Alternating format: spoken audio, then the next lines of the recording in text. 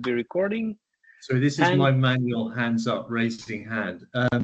Just to warn you, this session it's pretty long. I'm going to break it into two parts because there's about 60 slides and it takes a good 2 hours. So if you don't mind, what I would suggest is I present for about an hour and then we have a quarter of an hour break. We can go and get a coffee, get a cup of tea, and then we come back for the second 1 hour session. So, but look, even if you can't make all of it, Nazra, you're going to be recording it, and I hope in today's one there's going to be a lot of examples of text and figures and tables that I've used myself in proposals. So hopefully it'll be a good reference for all of you. Okay, Nazri, if you want to start, or you're recording already. Okay, brilliant. So let me do my best to share a screen. Yeah.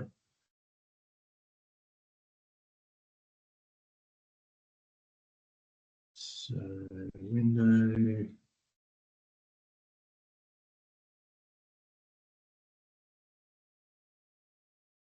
Okay, do you see a slide with Helios wide emitting organic lighting systems on the page? Yes. Brilliant. Okay. So look, dear colleagues from LPNU, welcome to this training on which is module 2, Horizon Europe Project Lifecycle, Initiation Phase and Planning Phase. I apologize for the date at the bottom.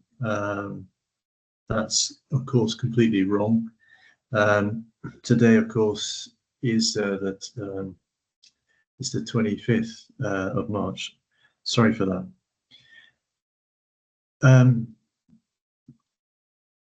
So in today's training, well, you may recall module 1 was sort of a high level, in my opinion, relatively abstract look at the project life cycle for EU projects. It talked at a fairly high level about different phases: initiation phase, execution, control phase, closing phase. Now with the training, the module today, what I'm going to be doing is I'm going to go back and look in more detail about the initiation phase and the planning phase, and specifically from the point of view of Horizon Europe proposals and projects. So with regard to initiation phase, I'm going to be talking about how to register to the EU funding and tenders portal, how to identify Horizon Europe calls for proposals, how to understand core conditions, how to investigate existing related Horizon Europe projects, and how to develop a project charter aligned with EU priorities, and some words about how to build a consortium. Then in the planning phase, we'll go into deep depth about standard application forms. Then there's something called the part B of a proposal, arguably the most important part. So I'm going to talk about section 1, scientific excellence, section 2, impact, section 3, implementation, often using examples from past proposals that I've written. Then, because it's so important, resource allocation, which is obviously covers personnel, financial, and other resources. I'm going to have a few slides about that. I'll say some words about proposal submission, proposal evaluation.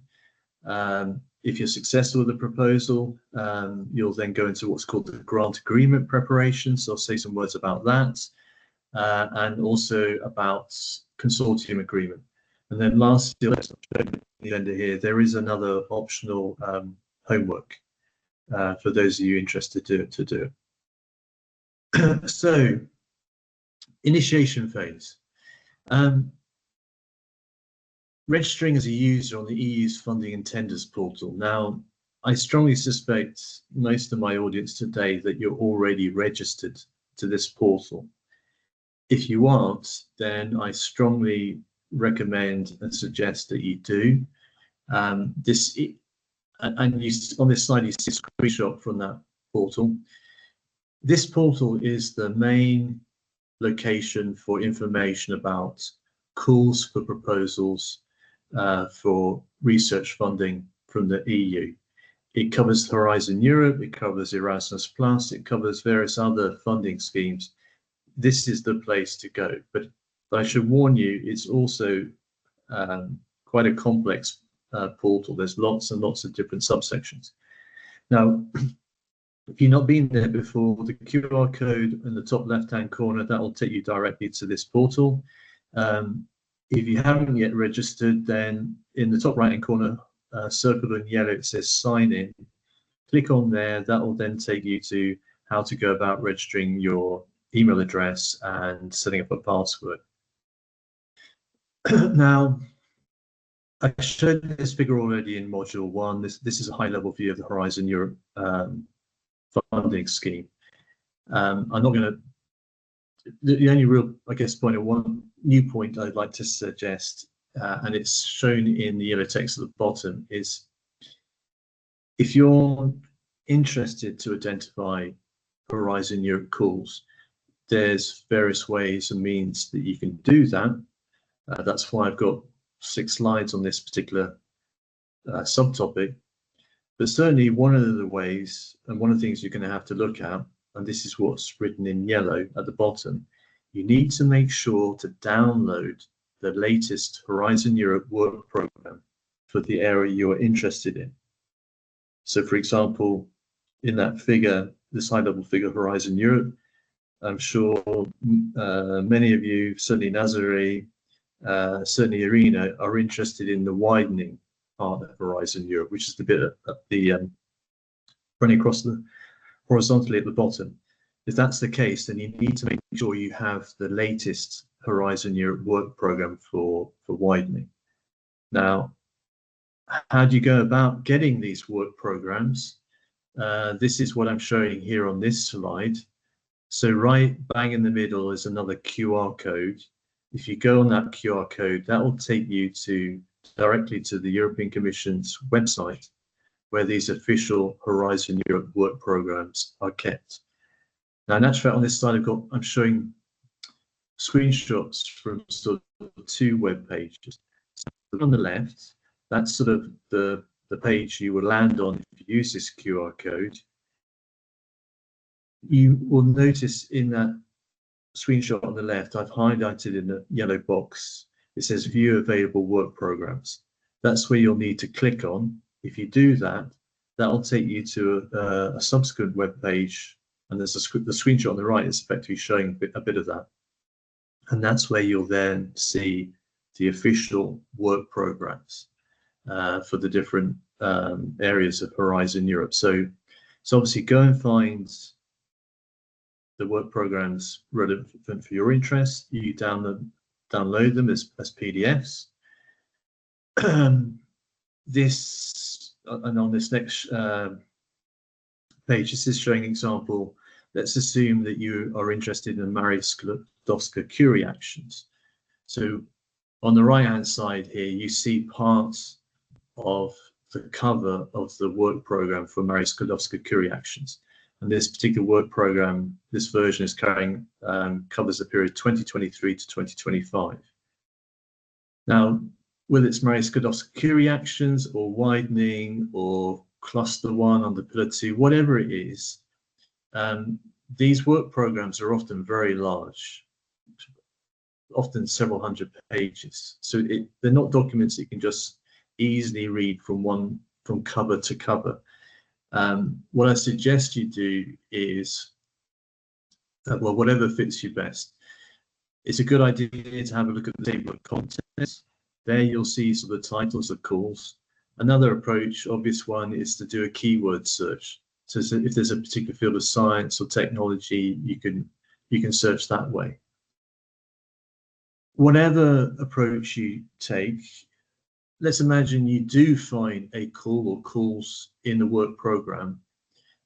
What you then need to do is you need to check what are called the conditions for the call. And obviously, most importantly, is to check the call deadline, because maybe the call's already passed, unfortunately. Assuming the deadline hasn't passed, obviously check things like the budgets, what's called the EU contribution proposal. Read carefully the sections where it says expected outcome and scope. Another way you can find out about calls for proposals is indeed through the EU funding and tenders portal. This is another reason why I was recommending that you register there. So I have again a bit of a screenshot of the EU funding and tenders portal. What you'll hopefully notice is towards the top, sort of highlighted, well, not highlighted, actually in orange, there's like a menu, a button saying funding. If you click on that, that brings a drop-down menu, amongst which it'll say calls for proposals.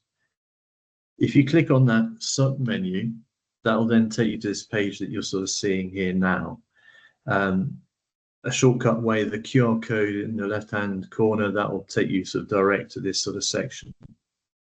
At any rate, yeah, look, within the EU funding and tenders portal, you can do searches for specific Horizon Europe calls. I don't show it all on this slide here, but some are on the left-hand side. There's a white button that says all filters. If you click on that, you can do increasingly more sophisticated searches. So that's another way to find out about Horizon Europe calls for proposals. What other ways and means? So with this slide, I'm talking about national contact points. I do sort of apologize because this slide is talking about national contact points for Hungary. But the principle is essentially the same. There is a web page, or there's web pages on the funding and tenders portal where you have listed national contact points for Horizon Europe. Now, Nazare, and I'm sure probably many of you already know, national contact points, these are experts in your country who've been officially appointed and will know about the various different sub-programs of Horizon Europe. They're officially appointed. Their job is to promote the different sub-programs of Horizon Europe. They're there to be knowledgeable about up-and-coming calls and requirements. If you select the QR code in the top left-hand corner, that will take you to this web page. You can search for national contact points for Ukraine. My recommendation is, if you haven't done it already, it's good to get to know the national contact points for the parts of Horizon Europe, the sub-programs that you're interested in. So, for example, widening might be one, or Cluster 4 under Pillar 2, that's dealing a lot with ICT. I believe the national contact point still is. He certainly was in the past. Ivan Kuchitsky, based in Lviv.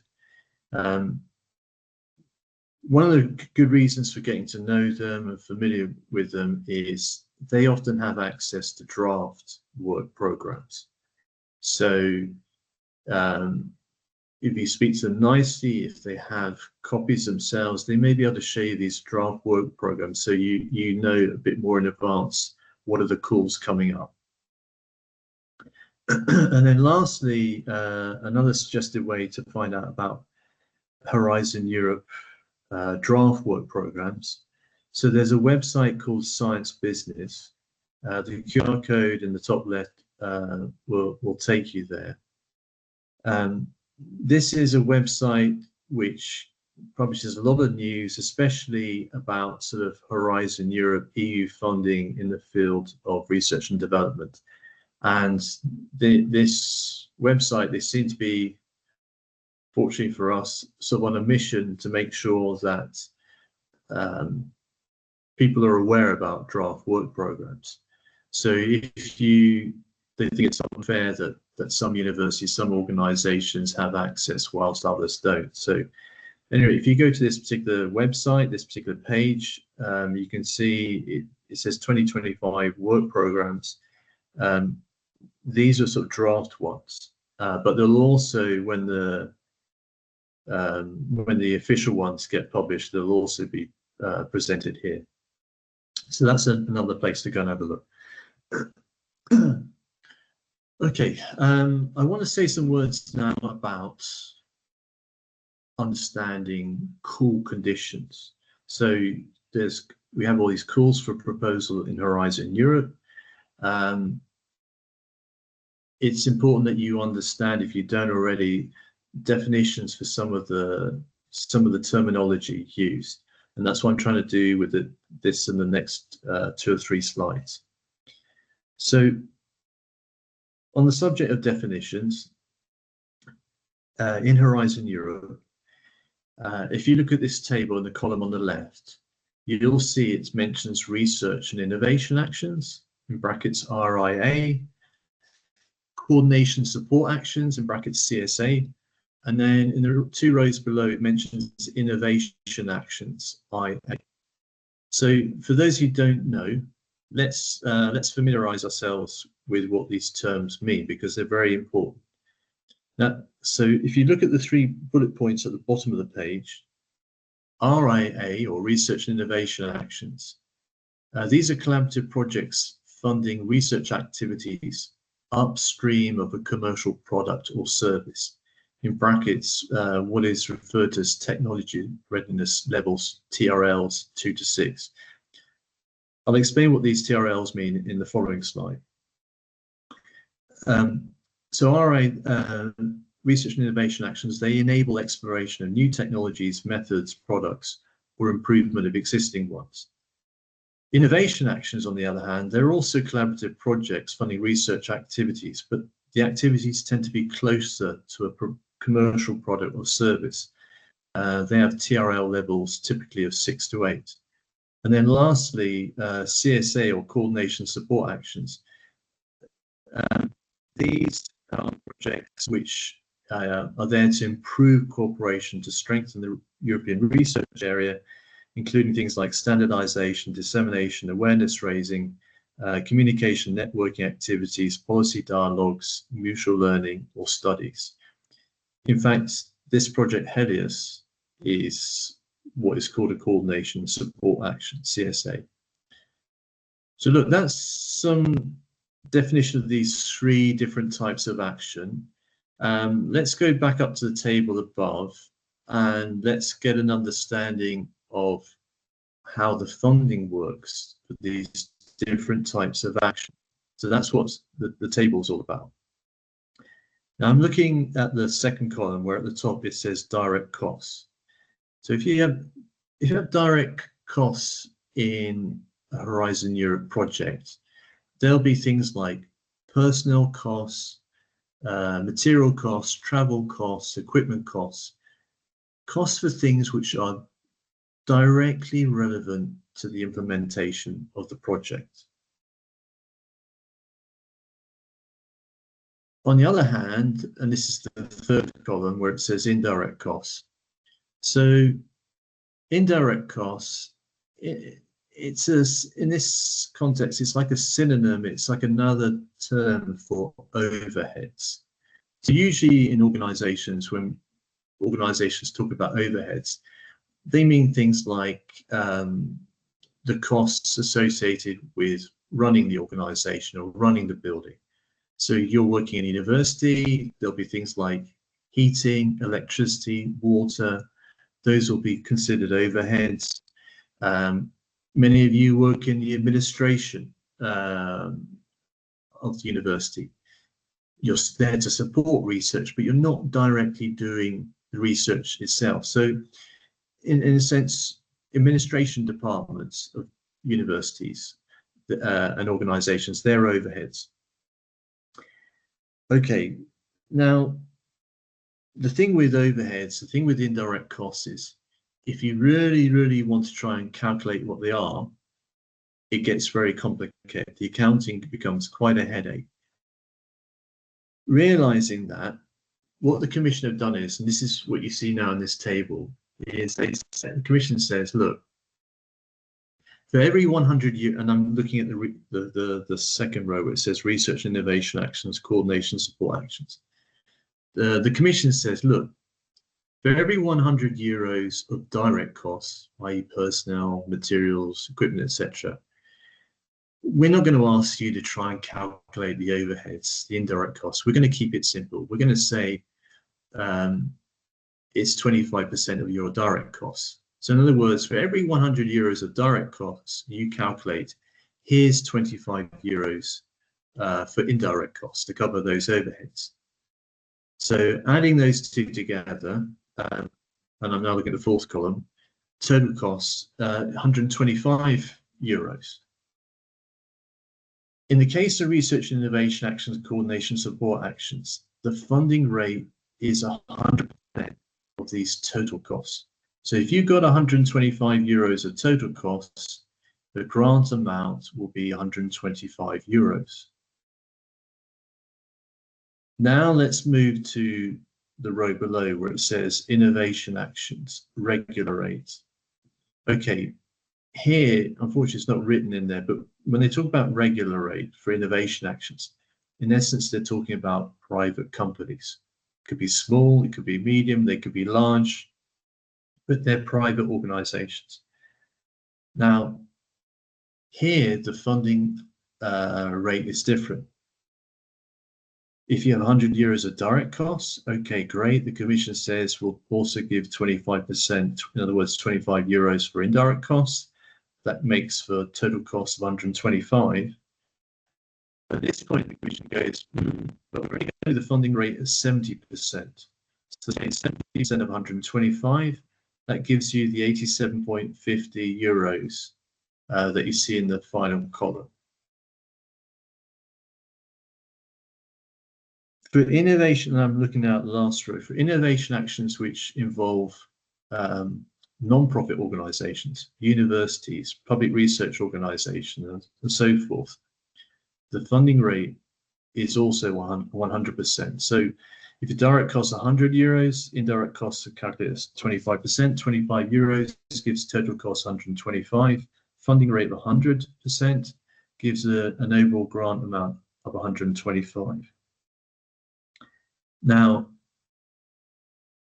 you might ask yourself, why is there a difference in this funding rate for innovation actions depending on whether it's a regular rate for private companies and this funding rate for non-profit organizations for universities? Well, it all comes down to the type of projects that are being funded as innovation actions. Because they're collaborative research projects much closer to commercialization of a product or service, it's felt that the risk involved with the project is less, and therefore the stimulus, the incentive that needs to be provided to private companies is less, and hence the funding rate of 70%. Okay, look, that's quite a lot of information, quite a lot of explicit detail about these three different types of action and the funding rates, but it's a fundamental thing that you need to know. Moving on to talk about technology readiness level. So this was touched upon already in the previous slide. This concept of technology readiness levels, I believe it originated in the space sector probably back in the 1960s. Essentially, it's a way of sort of categorizing, defining the status of development of some new technology. So at the bottom of this column, the first three levels, they're sort of marked in red. It starts, and then they're numbered. It goes from 1 to 9. So at the very bottom, technology readiness level 1, it's if you're at that level, you're saying that just the basic principles for some technology, new technology, have been observed. If you get to TRL level 2, then you're saying that, well, the technology concept has been formulated. TRL level 3, experimental proof of concept, so on and so forth. So it's a useful sort of categorization, definition, so that experts not necessarily in your field have some kind of grasp of where this new technology is in its development. Is it very early in the research phase, or is it indeed actually much closer to deployment? These terms, TRL levels, you'll see them all the time certainly in work programs under, say, pillar 2. Still on the subject about understanding core conditions. So let's imagine that you've downloaded a work program. It might be, in this case, say the work program for what's called cluster 4 under pillar 2. So this is the work program dealing with sort of ICT, space, nanosciences. If you had downloaded or had a copy of the work program covering 2023, buried in that very large document, there's a call called Horizon CL4 2023 Digital Emerging 01-50. This is the title I'm reading near the top of the page. And that was a call where the title was Next Generation Quantum Sensing Metrology Technologies. Now, I'm not suggesting that that's a call that all of my audience today is interested in, but I'm just giving it as an example. If you were interested in that call, you would need to look at these sections: specific conditions, expected outcome, and scope. If you were to look in specific conditions, you'd look at the expected EU contribution per project, the indicative budget, the type of action, eligibility conditions. For example, is the call limited to member states, associated countries, OECD and Mercosur countries? Technology readiness levels, legal and financial setup, the grant agreements. Also, this section expected outcome. What you would typically see there is several paragraphs of text identifying the expected outcomes the proposal expected to contribute. And then lastly, where it says scope. So yeah, typically there's extensive text here describing the scope of the call. Altogether, for a call such as this, you'll typically see 2, if not 3 pages of text in the work program.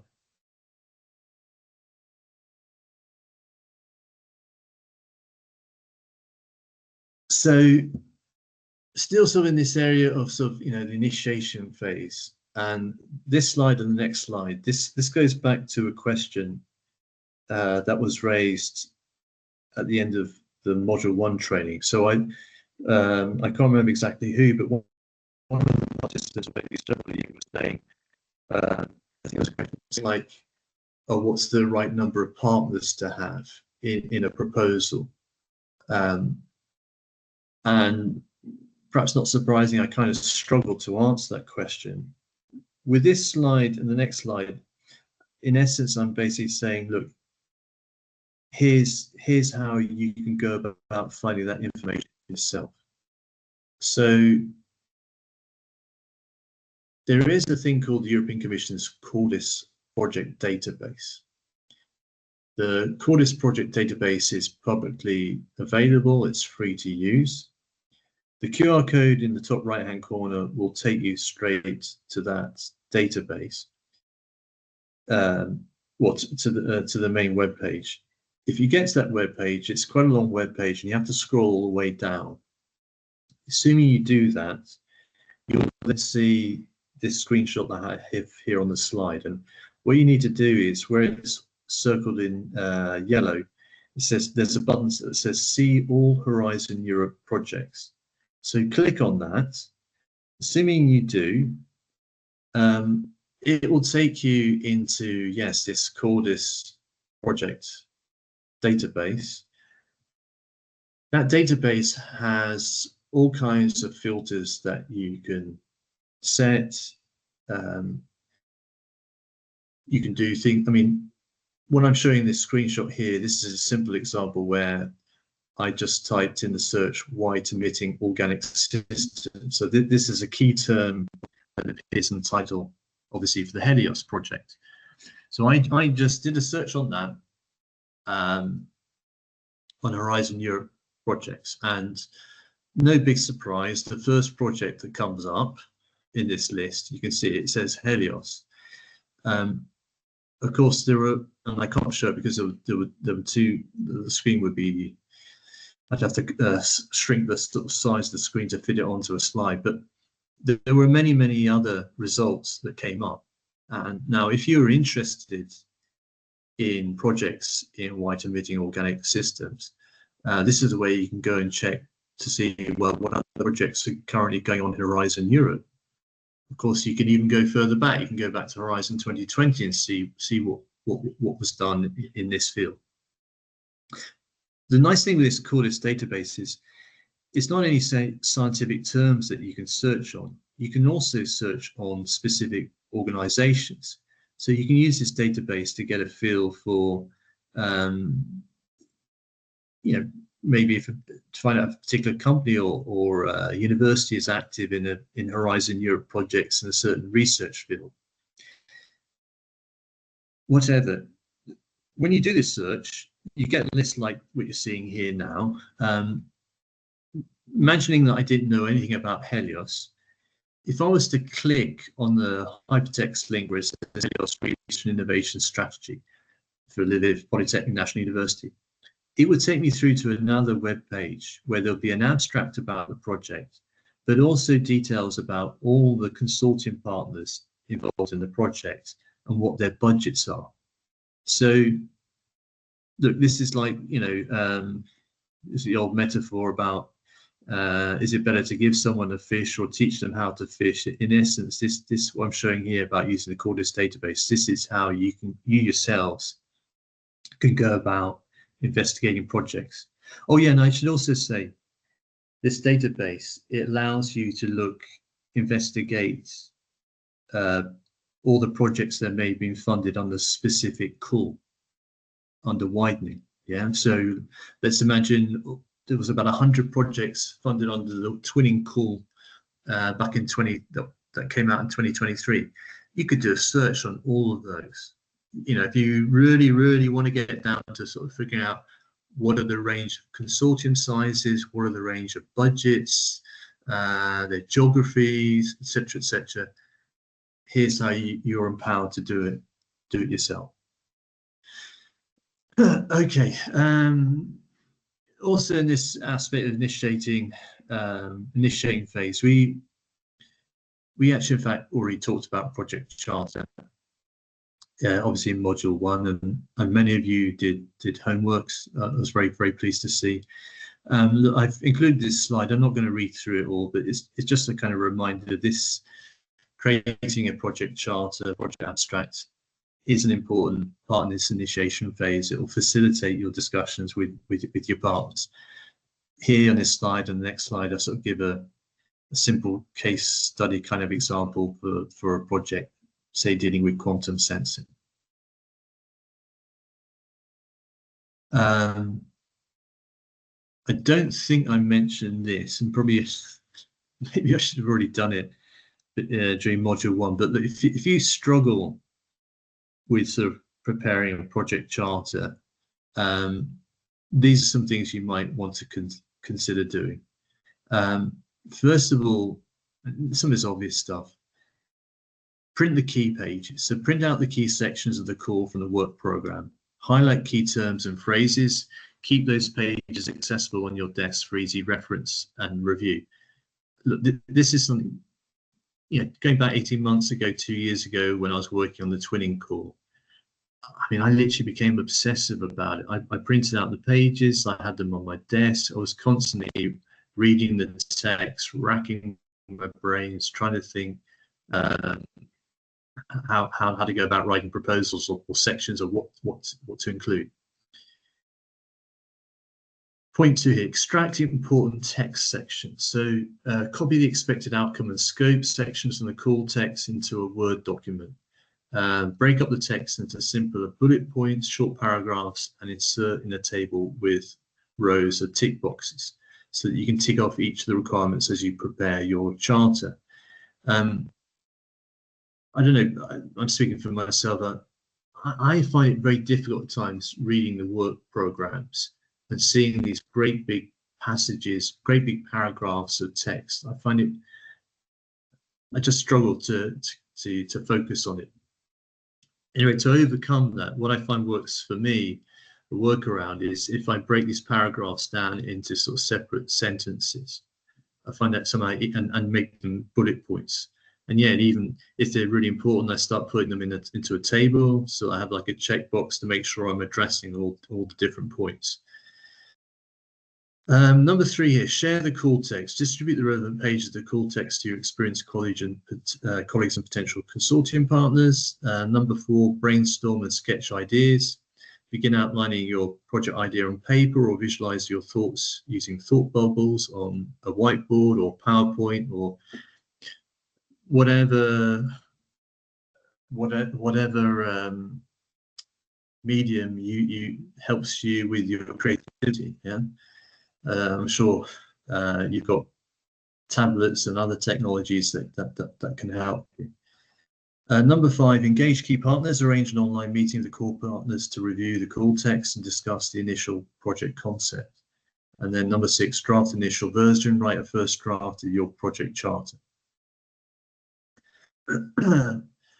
Some words about building a consortium. So I've got 2 slides on this. I'm about to say all this. I'm just reading about, a few slides ago, I was talking about the Cordis project database. Look, for any particular call on Horizon Europe, do your own homework. Go and investigate what did all these consortia typically look like in the previous call. That's your best source of information. Failing that, if you're well, I'm reading now the first bullet point on this slide. Look, of course, when it comes to the consortium for a call, if buried in the call text in the work program, there will be mention of what is the minimum consortium requirements. And usually it's something like at least 3 independent legal entities from 3 different member states or associated countries. But this is really, I'd say, like the minimum requirements. What I typically see is if I'm dealing with a proposal, say for research innovation action or innovation action, with say a budget between 3 to 6 million euros, you quite often have 5 to 10 partners. You may even have more.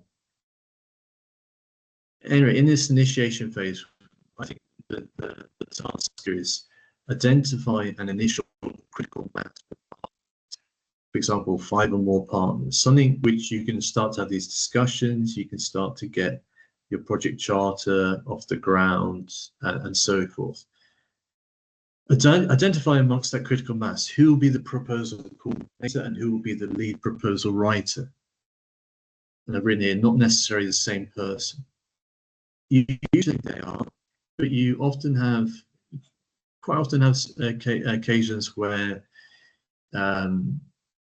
it's whoever's the main proposal writer, she or he recognizes that it might be better to have, for example, a large, more well-known public research institute or company as the actual proposal coordinator, as much for appearances, yeah?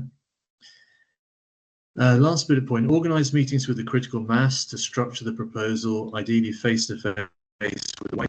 I mean, obviously I'm thinking here pre-COVID, pre-Russia's war sadly in Ukraine. These days, of course, this type of meeting with your critical mass, you're going to do it online, aren't you? So if you're doing online, then make sure there's at least one person of you who's very good experience at editing Microsoft PowerPoint or some other kind of document where you're trying to capture this initial project idea, project concepts, project charter. Yeah.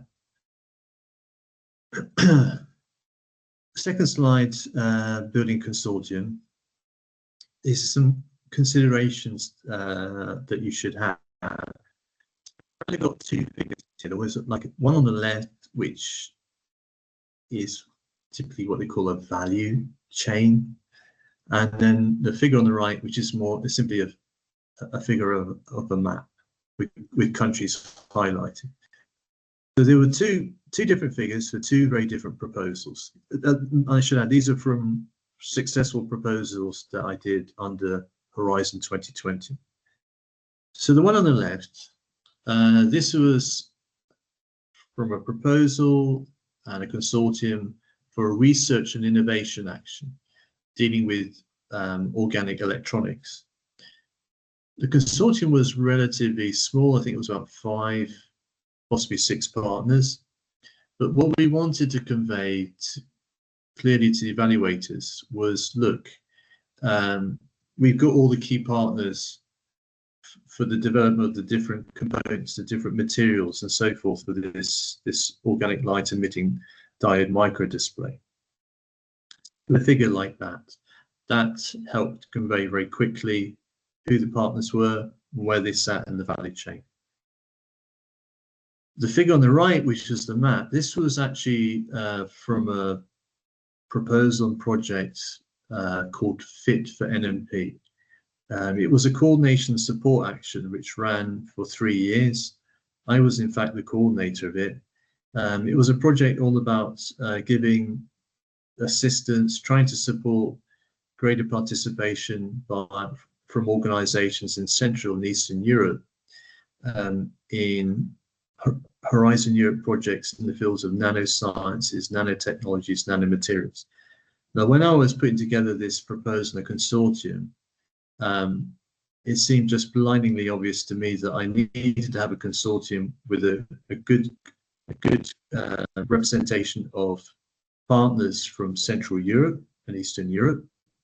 That these, at least most, if not all of them, need to be sort of like national contact points in their countries in the fields of nanoscience, nanotechnology. So anyway, I ended up with a consortium of about 10 partners, and yeah, we had this sort of simple figure, but it was just quite nice, quickly conveyed.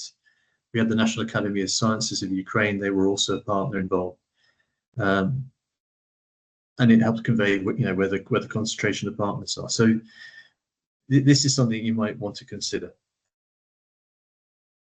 Moving now on to talk about the planning phase.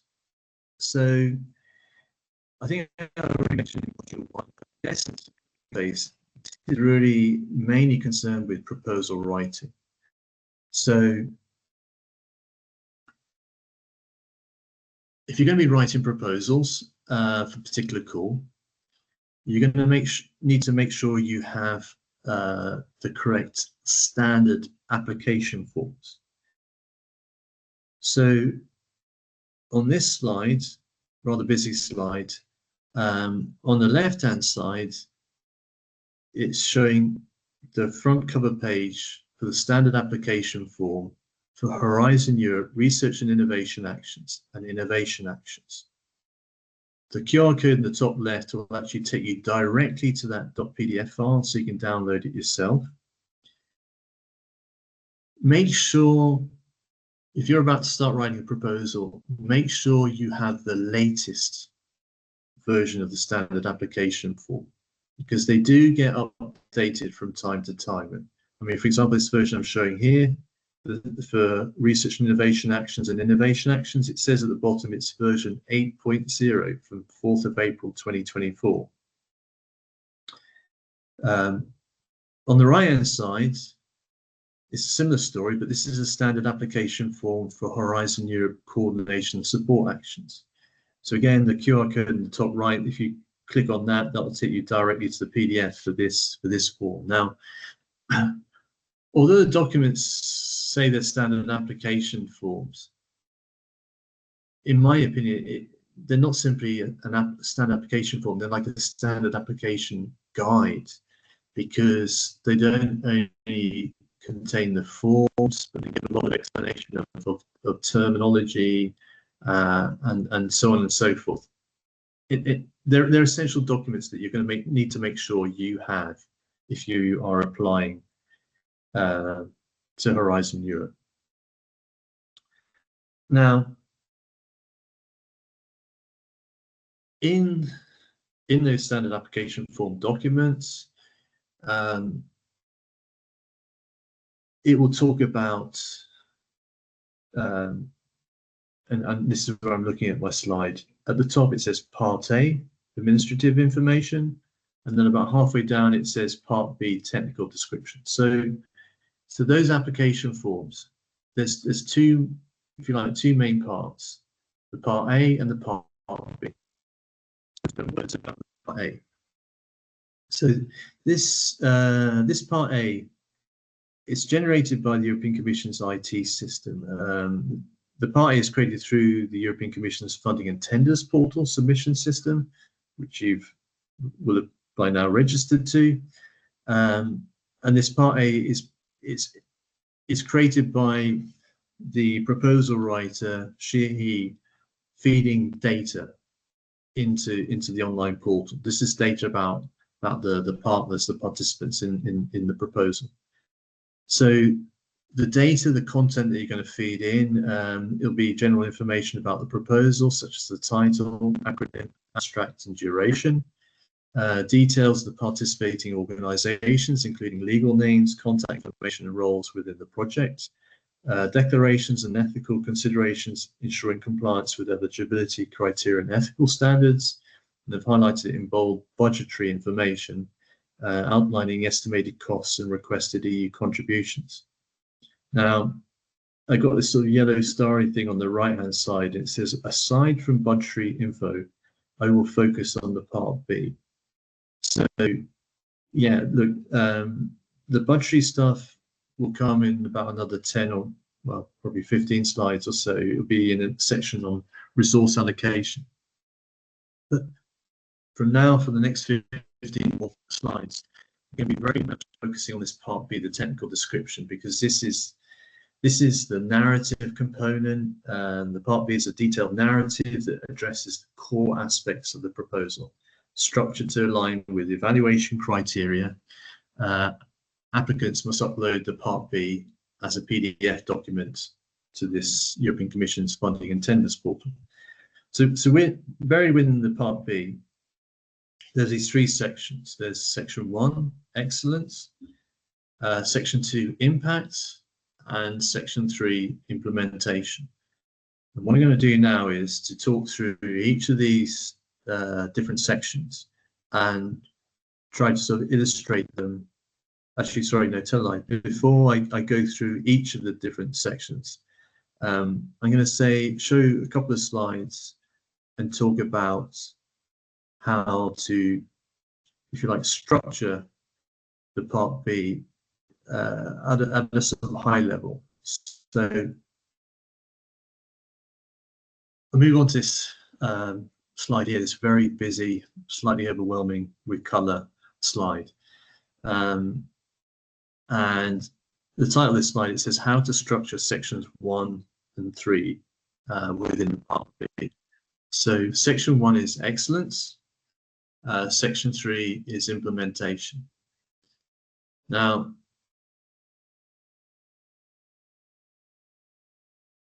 hopefully, despite all the color, the garish color, you pick up from the figure there's these two columns. There's the column with the sort of pinkish blocks where at the top it says excellence, and then you've got the light blue column where at the top it says implementation. If you work your way down through those two columns, what you'll notice is under objectives in the sort of pinkish column, the scientific and technological S&T objective 1. There's a block there, and there's a red arrow going from that to WP1, which is short for Work Package 1, task to achieve Science and Technology objective 1. That's objective 1. If you go down, objective 2, it's a similar story. It says Science and Technology objective 2, mapping to Work Package 2, task to achieve. What I'm trying to get across with this figure is my very strong recommendation with Horizon Europe proposals is, in your Part B, make sure that all the scientific and technical objectives that you describe in Section 1 Excellence, that they map to their respective work package description described in Section 3. If you do this, it makes life much, much easier for an evaluator to read and understand your proposal. Still looking at this column with the light blue, where at the top it says implementation, if you work your way down through the column, eventually there's these last two blocks where it says WP5, dissemination, exploitation and communication, and W6, project management. Now I want to say a few words here. Oftentimes when you're preparing proposals, you will see that either one or both of these work packages are effectively put at the top. So often you'll see that project management is indicated as work package 1, and maybe dissemination is indicated as work package 2. But at any rate, if either one of those is put at the top in the numbering order, it screws up this nice mapping. So I'm oftentimes when I get called out with proposals where the partners, the consortium, already sort of started to structure their work packages, one of the things I'm often doing is I'm straight away saying, look, dear ladies and gentlemen, I'm going to do a bit of rearranging here. I'm going to shift your project management right to the end, because just so that it allows this this sort of mapping to exist. Now, if that looks, I better say some words now about these yellow stars. So look, there's these bright yellow stars going around the figure. The one on the top right, it has number 1. It says, during discussions with consortium partners, start by sketching out the work packages and who will lead each work package. In a way, this kind of goes back to sort of the initiation phase when you're dealing with your critical mass of consortium partners, whether you're doing it face-to-face or you're having a sort of online meeting with them. Typically, there'll be discussions where the different partners will say, well, I can do this. I've got those facilities. I can do that. This is all great. This is what you want to hear. In effect, what they're discussing, the activities, the tasks they're discussing, they're effectively work packages. Yeah. So let those discussions go ahead. Those creative discussions. That's great. Start to try to group, depending on the partners they're saying they can do, start to maybe put those groups of tasks, those work packages in a rough chronological order. And then whoever is the partner who's the obvious one to lead work package 1, make them the leader. Likewise for work package 2, make them the leader, and so on and so forth. Then when you actually are starting to write this proposal, this part B, you'll be saying to the work package 1 leader, to her or him, look, I don't only need you to write the work package 1 description, I also need you to write this scientific and technological objective 1 that's going to go in section 1. Yeah. Okay, I think I've labored this slide. If that still seems a little bit abstract, here's a sort of a real concrete example. So this was a Horizon 2023 project I had also in this sort of field of organic light emitting diodes. So, and in fact, Giles University of Technology, who are a partner in Helios, they were a partner in this particular project. It was a project called PHEBE, P-H-E-B-E. So with this project, after the discussions, my recollection was about 10 years ago.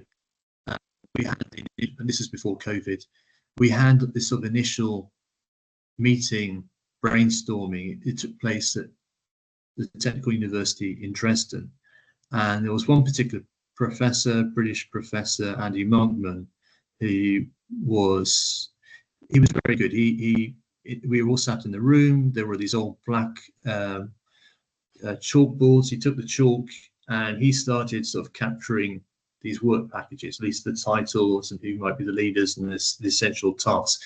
And it was from that we came up with these work packages: modeling, synthesis, characterization. And then, from those, we extrapolated what were the main objectives of those work packages, and this is how they sort of ended up formulating it. So that's a bit of sort of high level how to structure objectives and work packages in section 1 and section 3. What we're going to do now is we're going to step through systematically the different sections in the part B. So section 1 is scientific excellence. 7 slides here. We'll go through this, and then I suggest we take a 15-minute break. So this slide here, in fact, it's a repeat of what I've already said before.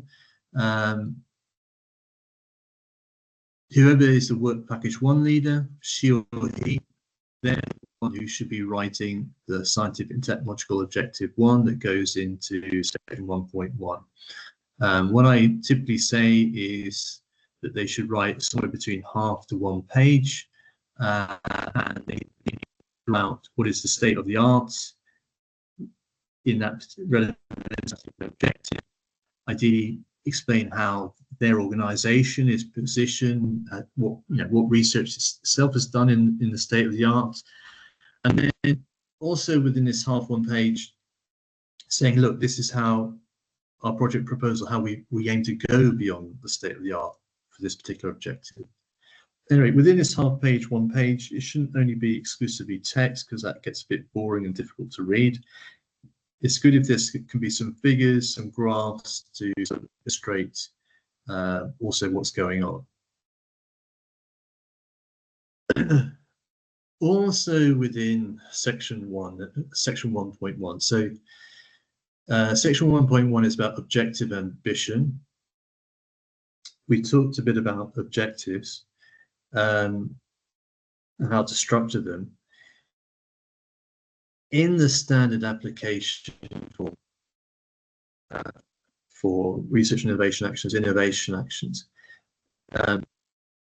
it says that, look, in this section 1.1, they also want you, italics, they say that they want you to briefly describe the objectives of this work. Okay, we've done that. Are they pertinent to the work program topic? This is a standard thing. I'm pretty sure you have it also for the standard application form for coordination. Anyway, can you go about sort of addressing this? The classic approach is to have a table.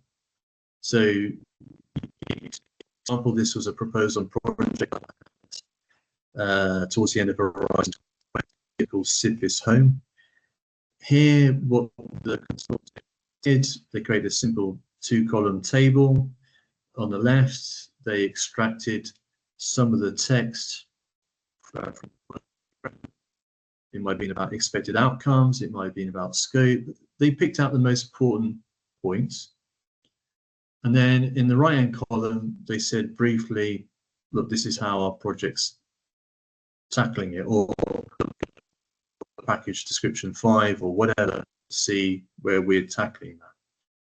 So this table, I use essentially this kind of table all the time. I mean, if you were to look at this Helios project proposal, I have a similar table, very concisely to say, look, key points of the cool text, and here's where you can find the information in this proposal.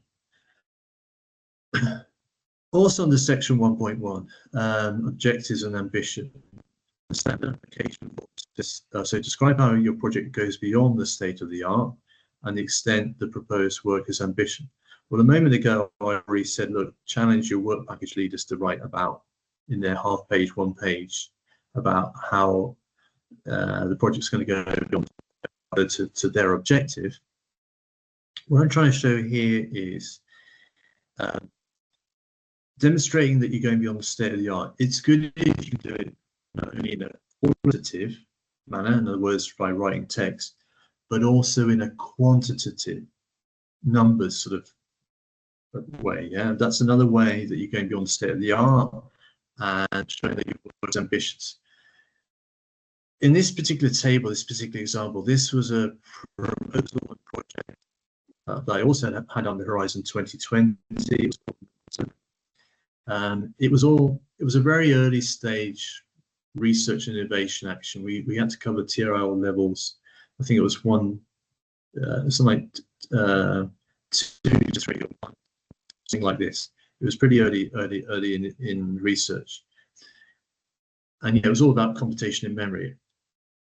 Anyway, what the main principal investigator, the main professor from TU Delft did was he came up with a simple table, and he said, look, this is where we're trying to show quantitatively the ambition for the project. We think with this new type of computation in memory, we can reduce these kinds of sort of energy and computation. So in this table, we can improve the energy delay by a factor of 100x to 1000x, improve the computational efficiency by a factor of 10 times to 100 times, improve the performance density by a factor of 10 times to 100 times. These sort of tables where sort of at this, on some level, you're showing the ambition, showing the targets on a scientific level which you're trying to achieve. I unfortunately don't have a slide showing it here, but with Helios project, where they're developing these new organic materials, we created a table tailored for organic electronic materials, but we showed, look, this is what they're aiming to try to achieve during the course of this project. Whatever you feel is science technology, try to do something, of a similar kind. Still in section 1.1, objectives and ambition. So the standard application form, the text, it's also written there that you need to describe where the proposed work is positioned in terms of research and innovation maturity. Now, what I typically do here is create a table illustrating the progress with technology readiness levels. The progress to be made during the project, but also beyond the project. So this table here from this Nemozina proposal, all the text from the work program, but I seem to remember there was something about, it's important to have a roadmap for the development of this new technology, because the project would only last 3 years. It was only going to cover TRL levels 1 to 3. So what I did with the principal investigator, the professor from TU Delft, was I created a table like this part of the, you only see actually part of the table here because I couldn't fit it on the slide, but it actually went on, it didn't really say TRL level 5 at the bottom, it also went to TRL level 6, the whole series of levels. And I basically challenged the professor to try to be as concrete about how would you verify that you've passed these different technology readiness levels in the context of computation in memory. And I sort of challenged him also to think about what would be the timing and what would be potentially the ways that we would fund this future development. So this type of table, whatever, in fact, this table here, I mean, I look back now, this is from 7 years ago or so. I mean, the table is somewhat involved. I now use a sort of table where I combine not only technology readiness levels, but also business readiness levels. And I yeah, where I talk about the timing, I think I definitely also talk about, well, look, this is how we see the funding sources that might enable this.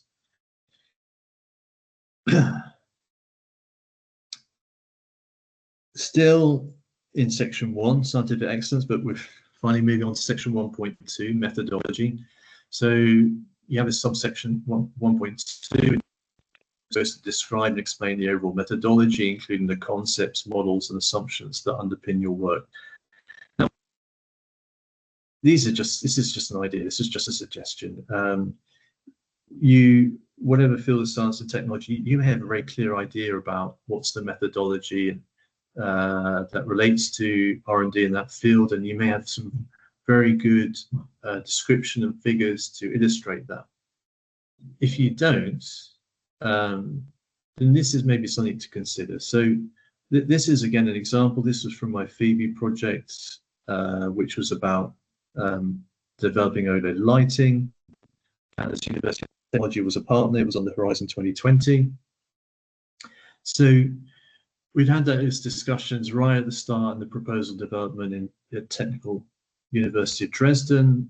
The work packages were formulated.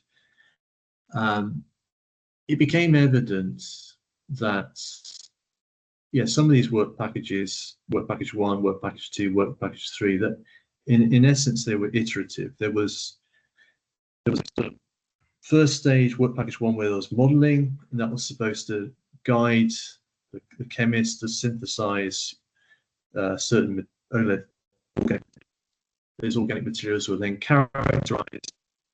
Invariably, we found that what got synthesized, what got characterized, didn't necessarily match with the models, but then the models would be improved and there'd be another cycle of characterization. Anyway, this process, iterative process, was going on for some 18 months, best part of 2 years.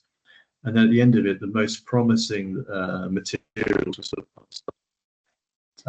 and used to create an emitter layer. It seemed to me, well, okay, so rather like EU project life cycle, you can talk about initiation phase, planning phase, execution, and so forth. This technology here, it also has its sort of phases. There's a phase where it's synthesis, there's a phase relating to the OLED component, and then there's a phase on OLED device. So I just took it on board myself to say, look, this is the structure, this is the approach, this is the methodology. And I not only had this figure, but I elaborated with some text to say a bit more about the work packages. Whatever field of science technology you're working in, maybe you can see how you're developing a system, but earlier work packages are developing components or materials contributing to that, and therefore that might enable you to figure out some sort of phases. Section 1.2 still, methodology. You're also asked to describe any national, international research and innovation activities whose results will feed into the project, and how that link will be established. So this table that you see here, this was from a funding scheme called ERA Chair. It's under the widening program. It's this particular example was from Horizon 2020, but we still have it in Horizon Europe. ERA Chair is a funding scheme which provides up to €2 for a university or public research organization in a widening country such as Ukraine to recruit a top professor in some new field of science and research, and for that professor to recruit a small team of top research. Okay, that's some words about ERA Chair. Now, this particular table you see here, it was from an ERA Chair proposal about 5 6 years ago for Tallinn University of Technology, and the project's still running, runs to the end of this year. It's called Mare Sibera. It's all about maritime cybersecurity. Now, 5 years or more when I was called in to help write a proposal, I basically challenged them. I said, well, look, tell me this idea. Why is Thailand in Caltech the place to have this era chair? And they basically went away and they talked about they said, well, we've got this cybersecurity department, we've got this maritime department, but they're essentially separate. But there's this it's a very under-researched area, this where these two intersect. And we think we're well positioned for that. And I said, great. Okay. Tell me something about that you've been having in these different separate areas. So and this is where this table came in. They said, well, we've been involved in this project Echo, another project Tube, another project CyberMar, and so on and so forth. So I thought, great, okay, this is information that fits very well into the central methodology, describe national, international research and innovation activities. So I created a simple table, gave the projects, gave the dates, wrote very briefly, concisely, look, why is this project, why is it relevant to this potential future era chair? And one of the other things I did, I mean, you're not officially not supposed to, but I mean, I still do. I often embed in the proposal. So if you notice in this table where it says the project name, Echo to CyberMar, they've all got web links, yeah? That if you were to click on that, it would take you to the project website for Echo or Tube or whatever. Similarly, you know, Maritime Safety Agency offers a course on awareness in maritime cyber security. If you were to click on that link, it's probably out of date now, but if you were to click on that link 5 years ago at least, it would take you to that website. Now, I personally still, the evaluators of the proposal, they're told they're not supposed to click on these links, that they're not supposed to, how to say, the only information they should base their evaluation upon is what is contained directly in the Part B. They're not supposed to draw upon information outside the proposal. Well, that's all fine and good, but I think that if you have these web links, it can help create credibility, can't it? I mean, and also if you're an evaluator, we're all human. If you were interested in that Echo project or Tube project, how are you going to resist of just clicking on the link and having a look? Yeah. So this is the way you can sort of sneak in, so to speak, extra information, extra credibility, I think, into a proposal. Last slide about scientific excellence. So still this section 1.2 methodology, it says explain how expertise and methods from different disciplines will be brought together and integrated in pursuit of your objectives. And I think, was it in the questioning at the end of module 1, I seem to recall somebody said something like, oh, how can you demonstrate interdisciplinarity, or what's the right amount? I mean, it's a difficult question to answer, but look, there's always ways, things, and I think oftentimes maybe you just don't see that there's interdisciplinarity already existing within your consortium and the research that you're doing. With that all said, look, I've got 2 figures here. These are 2 examples from 2 Horizon 2020 projects. So the one, again, for guessing, this was also dealing with organic light emitting diodes. I just basically said, look, we recognize there's these 3 main different groups. There's the organic material scientists, the organic material producers, and then the device manufacturers. This also kind of mapped quite nicely onto the value chain figure that we had. So that was a way of sort of talking about interdisciplinary, a figure like that, and then I said a few sentences describing each of those different groups. Another approach, this is on the right of the slide, this is from Namosa there. This is what the professor, the principal investigator, wrote. He again tried to illustrate the interdisciplinarity with such a figure. I was going to say with this topic, interdisciplinarity, and quite a few of the other subjects, it's important not just to have text, because text can become very difficult to read. It's good to have figures that help to break up the text and help to make things clearer. Okay, so dear colleagues,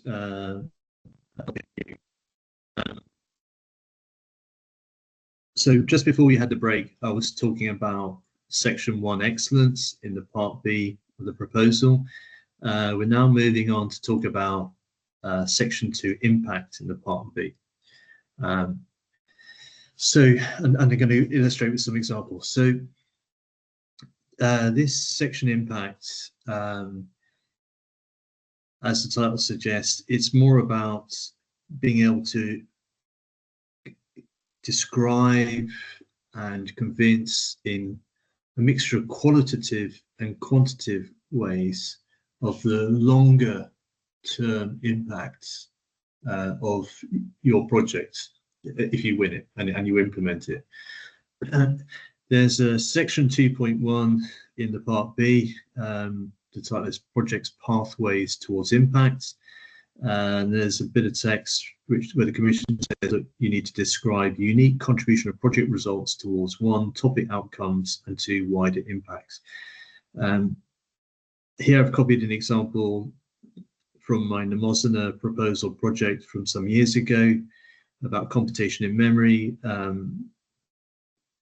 So one of the outcomes that we had to describe was, and you see it at the top of the bit of text, 2.1.2.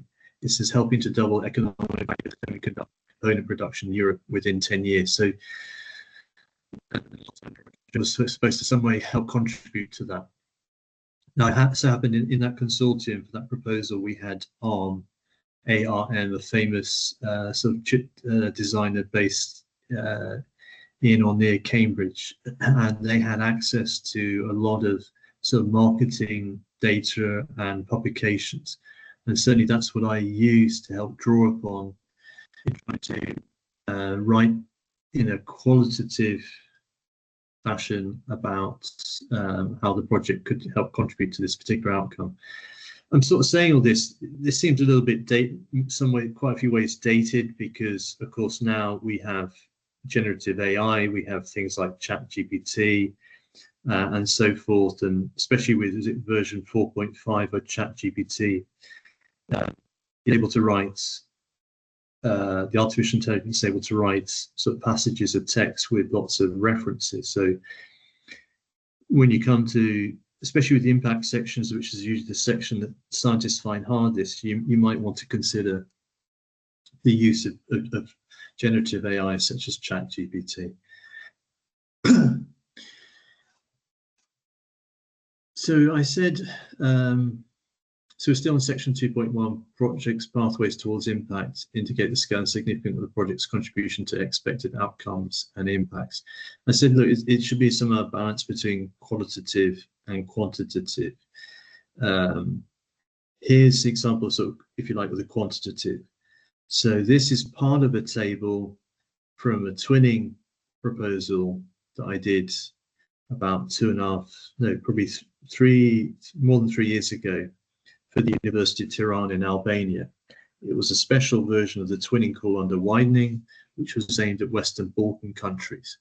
And if you read that call text, there was a section called expected outcomes, and it listed several different outcomes that these projects were meant to achieve. So what I did was I created a table. In the first column, it said expected outcomes, so I simply copied and pasted the different outcomes into there. In the third column, where it says performance indicators, basically brainstorm various different indicators, things we were doing and going to do in the project, which somehow I felt, or we felt, could arguably say would help contribute to the expected income on the left. And not only did we just sort of define these indicators, we also put targets to be achieved by the end of the project. So this is something that we did with, it was called SUS-NANO, that twinning project. We also have something very similar, a similar kind of table in the Helios project. Still in section 2.1, projects pathways towards impact. There's a bit where you're asked to describe any requirements and potential barriers. I know that for some scientists, proposal writers, this can be a bit of a challenge. I mean, just trying to write about potential barriers is a barrier in itself. But anyway, what I'm trying to illustrate with this slide is where you might want to go and have a look to get some sources. So, okay, so besides things like Horizon Europe, there are the EU funds things which these days are called European partnerships. These are public-private entities. These are sort of associations with top universities, public research organizations, and also companies across Europe. These European partnerships are sort of organized in different fields of science and technology. Currently, as I say, they're called European partnerships. If you go back 10 or more years ago, I think the name was European Technology Platforms. That was the common name. Regardless, these public-private entities, one of the things they have to do is come up with strategic research agendas. In other words, they have to write documents where they say, look, these are the priorities where Europe needs to focus its attention in this particular field of science and technology. On the slide, you see the strategic research agenda that was created, obviously now 5 or more years ago, by the European Cybersecurity Organization. Now, these documents, I downloaded them when I was writing the ERA chair proposal for TALTech or maritime cybersecurity. I downloaded these documents and I went through them. And before they write about what are the research priorities in this particular field, they also said what were the challenges, what were the barriers in essence. So I ended up using those references from this document to talk about potential barriers that maybe would be faced by the Mare Sibera proposal. If you're writing a Horizon Europe proposal, who knows about organic electronic materials or some area of ICT, maybe have an investigation to see if there's a relevant European partnership. If there is, if they create a strategic research agenda, if they have, download it, go through it, see if they talk about challenges. That's a really useful reference to help you write this section. And I should add, not only is it good to write about what these barriers are, but also add some words about mitigation measures, about how your project can perhaps overcome them. Section 2, there's a section 2.2, which is titled Measures to Maximize Impact, Dissemination, Exploitation, and Communication.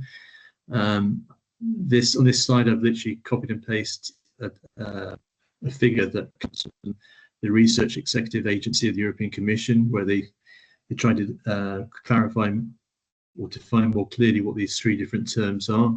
If you're not familiar, this slide will hopefully help you.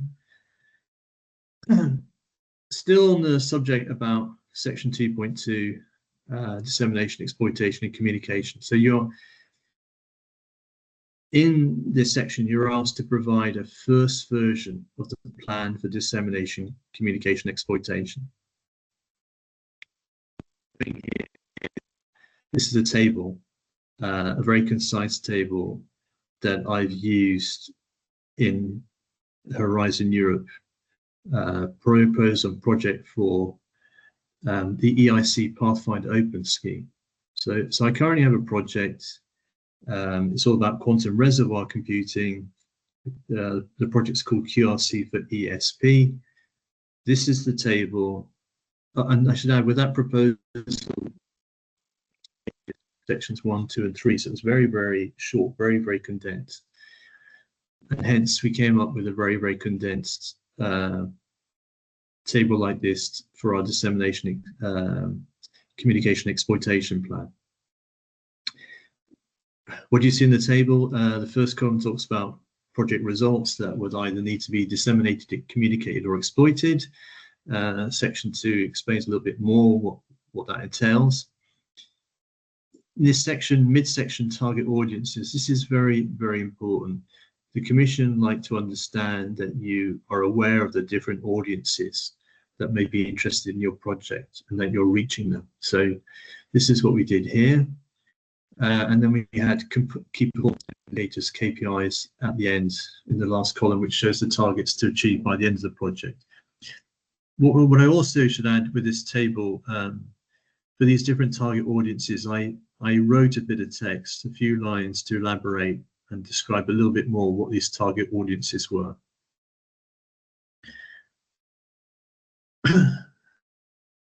Also in this section 2.2, dissemination, exploitation, and communication, you're asked to outline the strategy for managing intellectual property. Intellectual property is things like patents, usually, and trademarks, but for the most part in your Horizon Europe projects, it will be about patents. This table that you see here, this was from my Mnemosina proposal about computation in memory. When I created a very simple table. I challenged the consortium partners during the proposal writing to describe what that would be created during the course of the project. When you're talking about intellectual property, the official term is not knowledge. Foreground knowledge is the knowledge that will be generated during the project. Sometimes you hear the term background knowledge. So background knowledge is, as the name suggests, it's knowledge that was there prior to the project. Perhaps it's also covered by a patent owned by one of the partners. Anyway, what I do is I challenge the consortium to complete a table on foreground knowledge and to sort of identify who are perhaps the partners concerned and which partners may have some sort of ownership rights. If you have such a table, it goes down well with the evaluators. It shows that you're already thinking ahead, because if you win the project and start the project, you're going to have to capture this sort of information in your consortium agreement. And here in your proposal, you're showing you're one step ahead of the game. You're doing that here and now. In the last section in Impact 2.3, there's a thing called summary. It says to complete a canvas showing key elements of the project's impact pathways and measures to maximize its impact. So what you see here, in essence, sort of, if you like, kind of two tables. There's a top half where at the top it says specific needs, expected results, disseminate and exploitation communication measures, and then the lower half with sort of this light yellow titles, target groups, outcomes, impacts. So forms for research and innovation actions, and coordination support actions. You'll see for section 2.3 that very, very basic kind of table. They say you need to fill out this table, this canvas. This is the way I approach filling it in for a twinning proposal call requests, which are one for University in Budapest. So I stripped down, in the area of specific needs, I stripped it down to saying, well, look, if we get the twinning project, it's going to help alter address its SWOT analysis, its strengths, weaknesses, opportunities, and threats. But I also recognized and said, look, that particular project is going to be working on quantum reservoir computing. This could be very, very impactful, and it's relevant to a number of sort of EU. It's relevant to a number of strategic research agendas, for example, the ones on quantum technology. So I identified some specific needs. Regarding expected results, there was such a constraint on space. I didn't write about them at length here. I just guided the reviewer, the evaluator, to go and look at other sections in the proposal. It was a similar story in the lower part, short on space. It asked about outcomes. I knew I'd already written about outcomes in another section, section 2.1.2. So I basically guided the reviewer to go and look there. This is, if you're doing a twinning proposal, at least this is a kind of approach you might consider for your canvas in section 2.3. We move on to section 3 in the part B, which is about the implementation. So one of the things you're asked here is to come up with a PERT diagram, which is a way of sort of showing the relationships between your different work packages. What you see here is an example. This is from my QRC for ESP Horizon Europe project on quantum reservoir computing. My advice for these PERT diagrams is to basically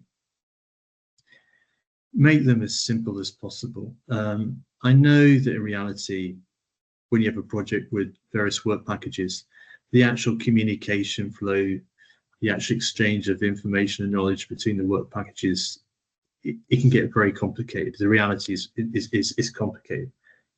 But for the proposal, complexity seems to be a killer of proposals. So you need to sort of present it in a rather simplified way. And here in this particular project, there's work package 1, which is about theory and modeling, work package 2 and 3 about developing 2 different types of quantum reservoir, which seem to largely follow on from the theory and the modeling. And then after a couple of years or so developing these different types of quantum reservoir, one or both will be used to sort of create demonstrators. That seemed to be the general flow of R&D development. So that's how I structured that there. And I put the work packages and on this, the work packages concerning project management dissemination, I put some either side of the figure. If you're doing a technology development type project, I strongly recommend you also simplify things as much as possible, at least visually. Getting into work package description. So in this section 3.1, your work package leaders and the partners involved, they need to describe the objectives and the tasks here. What you see on this slide is an example from my Hyper OLED project under Horizon 2020. It was dealing about OLED microdisplays. How I tell partners, look, for every work package, there should be every work package that appears in section 3, there should be a corresponding objective in section 1.1. It's rather a similar approach that I do at the level of work packages. I tell work package leaders, look, for every objective in the work package, make sure there's a corresponding task. So, for example, here you have an objective 3.1, elucidate the photophysics, to task 3.1. Indeed, in essence, they have essentially the same title. That's one thing I recommend. Another thing I noticed is it's very, for people who are non-native English speakers, it's difficult to write English. What I've often observed is sometimes they write in they use English that sounds rather passive. My recommendation is, for all these objectives and these tasks, use the imperative version of the verb. So, which is the form which is really about doing commands, instructing people to do stuff. So here I said elucidate, determine. It just sounds like there's more action, and I think it's subtle, but I think it has a little bit of a sway with evaluators. Certainly much better than that than having titles. And then the last thing I've written here, where it says deliverables, for each of your work packages, make sure there's sort of deliverables spread quite evenly over the project. Don't only have deliverables at the very end of the project. That never goes down well with evaluators. At the very least, if it's a major report or major prototype or whatever that is due only at the end of the 3-year project or whatever, make sure you have a deliverable which talks about some interim version of the report or interim version of the prototype. Yeah. In section 3.1, you need to come up with a work plan timing. This table shows an example of sort of Gantt charts. Make sure you include in it to show deliverables and milestones. This is from this Hyper OLED project. If I'm really honest, I think I got a bit carried away with the number of deliverables that we have in this project. You could perhaps have fewer, but the important thing is to make sure that you have as I said before, have a spread, that it's not just all concentrated at the end of the project. Make sure that there's enough deliverables completed or due by the middle of the project, so that when you have your midterm review, the evaluators have got something to assess you by. In section 3.1, you need to talk about critical risks. This sort of table here is a classic kind of table. This that we see in this section of the proposal. This is again from my QRC for ESP project under Pathfinder. So what I did was, with each of the work package leaders, I said, you write the work package description and your objective, but also please come up with at least 2 or more risks or important risks relevant to your work package. Please give a short description of that risk. Also, in brackets, say what the likelihood of that risk is, low, medium, high, and what the severity would be if that risk were to occur. Again, low, medium, high. Giving a title to the risk, I said, look, also give me some risk mitigation measure. My advice here is make sure that you have this table, and make sure that the risks sound as concrete and real as possible. It's easy to get criticized for having risks that are too generic. In section 3.1, you need to have talk about work plan and resources. Here, the Commission used the term efforts, which basically means person months. You also need to talk about budget. So on my slide here, I'm showing 3 pie charts. You're not required by the standard application form to have these pie charts, but I think it's a good thing to do. Certainly a lot of winning proposals or competitive proposals, you see this kind of figures. The thing with the pie charts is it helps to convey very quickly to an evaluator how much person months are allocated to different work packages, how much to different partners, whether academic or private, and also how that budget is allocated. So to say, in addition to that, some words of advice. If we look at the pie chart, efforts distribution, the key thing to bear in mind here is, whichever work package you have allocated for project management, in this case it was work package 6, make sure that the number of person months lies somewhere between 5 to 7% of the overall number of person months allocated to the project. So in this case here on this figure, you see 6%. So 5 to 7, that's what you need to do. I'm saying this, you will never see this written down in any standard application form guidelines, or so the Commission never mentions it, but it's somehow, this is tacit information that everyone knows. If you do a proposal and you have less than 5% or above 7%, you risk for that. Okay, so I warn you about that.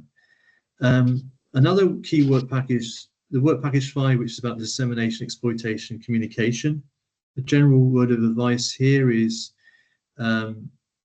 allocate something like 5 to 10% of your person months for this work package. You may have some situations with a coordination support action where you need to allocate more than 10%. If that is the case, good explanation, concise justification for that reason, for that allocation. Then for the other work packages, here work packages 1, 2, 3, 4, these were science and technical related work packages. My general advice is here, they don't have to have the same number of person months, the same percentage, because of course some work packages require. However, if there are one or more work packages which have significantly more, so in this case work package 3, you could argue in work package 2, make sure you write a few words very concisely, just explaining why. I think here in this case I said, look, work package 2 and work package 3, they had more person months reflecting the intense laboratory work required to develop 2 types of quantum reservoir. Yeah. The pie chart in the middle, the evaluators are often interested to see how much resource, how many person months are given to the academic partners and how many for private partners.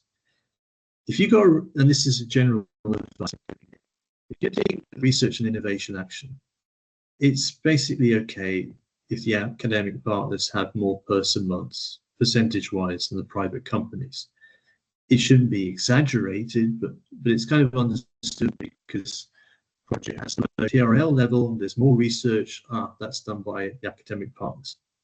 Nevertheless, if, as you see here, it's kind of extreme, we had like 82% for the academic partners, you need to say some words to explain why that's the case.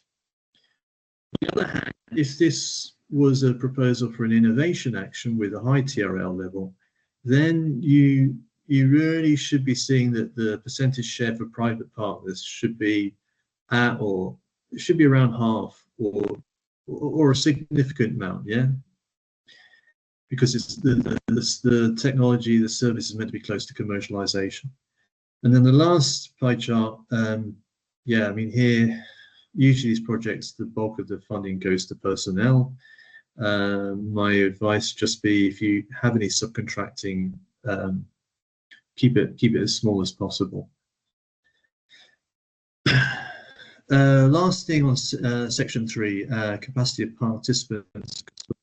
So this is a section you have in RIAs, innovation actions and coordination support actions. What I do here is I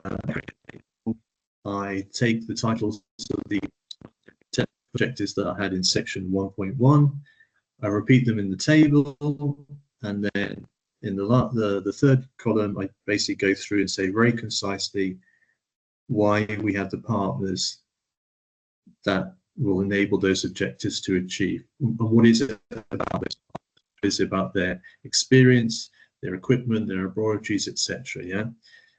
So this appears right at the very end of the proposal. It's quite nice because you've got this. You're repeating again to the evaluator. Look, you know, we've had these scientific and technical objectives, and we've been thinking about it all the way through the proposal. Right from the start, we defined them. That then defined our work packages, and even now, here when we're talking about capacity of participants, it's uppermost in our minds. Yeah. So that's enough about Part B, technical proposal. I need to say some words about resource allocation. So here, resource, obviously a key part of it is about budgets, costs. The thing to understand here is that in Horizon Europe, there's kind of 2 approaches to, if you like, the funding. There's something called lump sum funding, and then there's something called reimbursement of actual costs.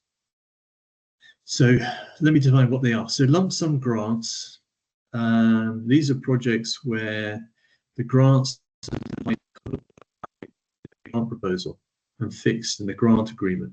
The funds are triggered upon completion of the activities in work packages. The payment of lump sums follows the usual EC payment schedule. In other words, you have pre-financing, interim, and final payment.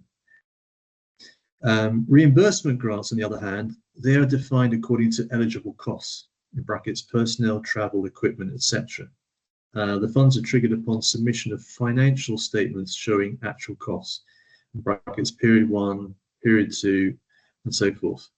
The payment reimbursement grants follows the regular EC payment schedule, pre-financing, interim, final payment. Now, Similarly, in Horizon Europe, we're in a transition kind of phase. When it was Horizon 2020, it was exclusively reimbursement grants. I think they introduced a pilot right near the end of Horizon 2020 where they tested out the grants. That was Horizon 2020. But now in Horizon Europe, there's more and more shift to go towards lump sum grants. So, for example, Helios project is a lump sum funded project. On the other hand, my GRC project, the EIC Pathfinder, it's a reimbursement. So we're in this sort of messy phase, if you like.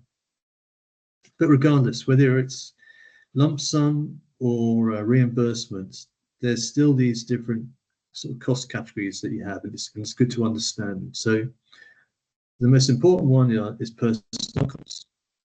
The thing to understand with personal costs, you can express them as either actual costs.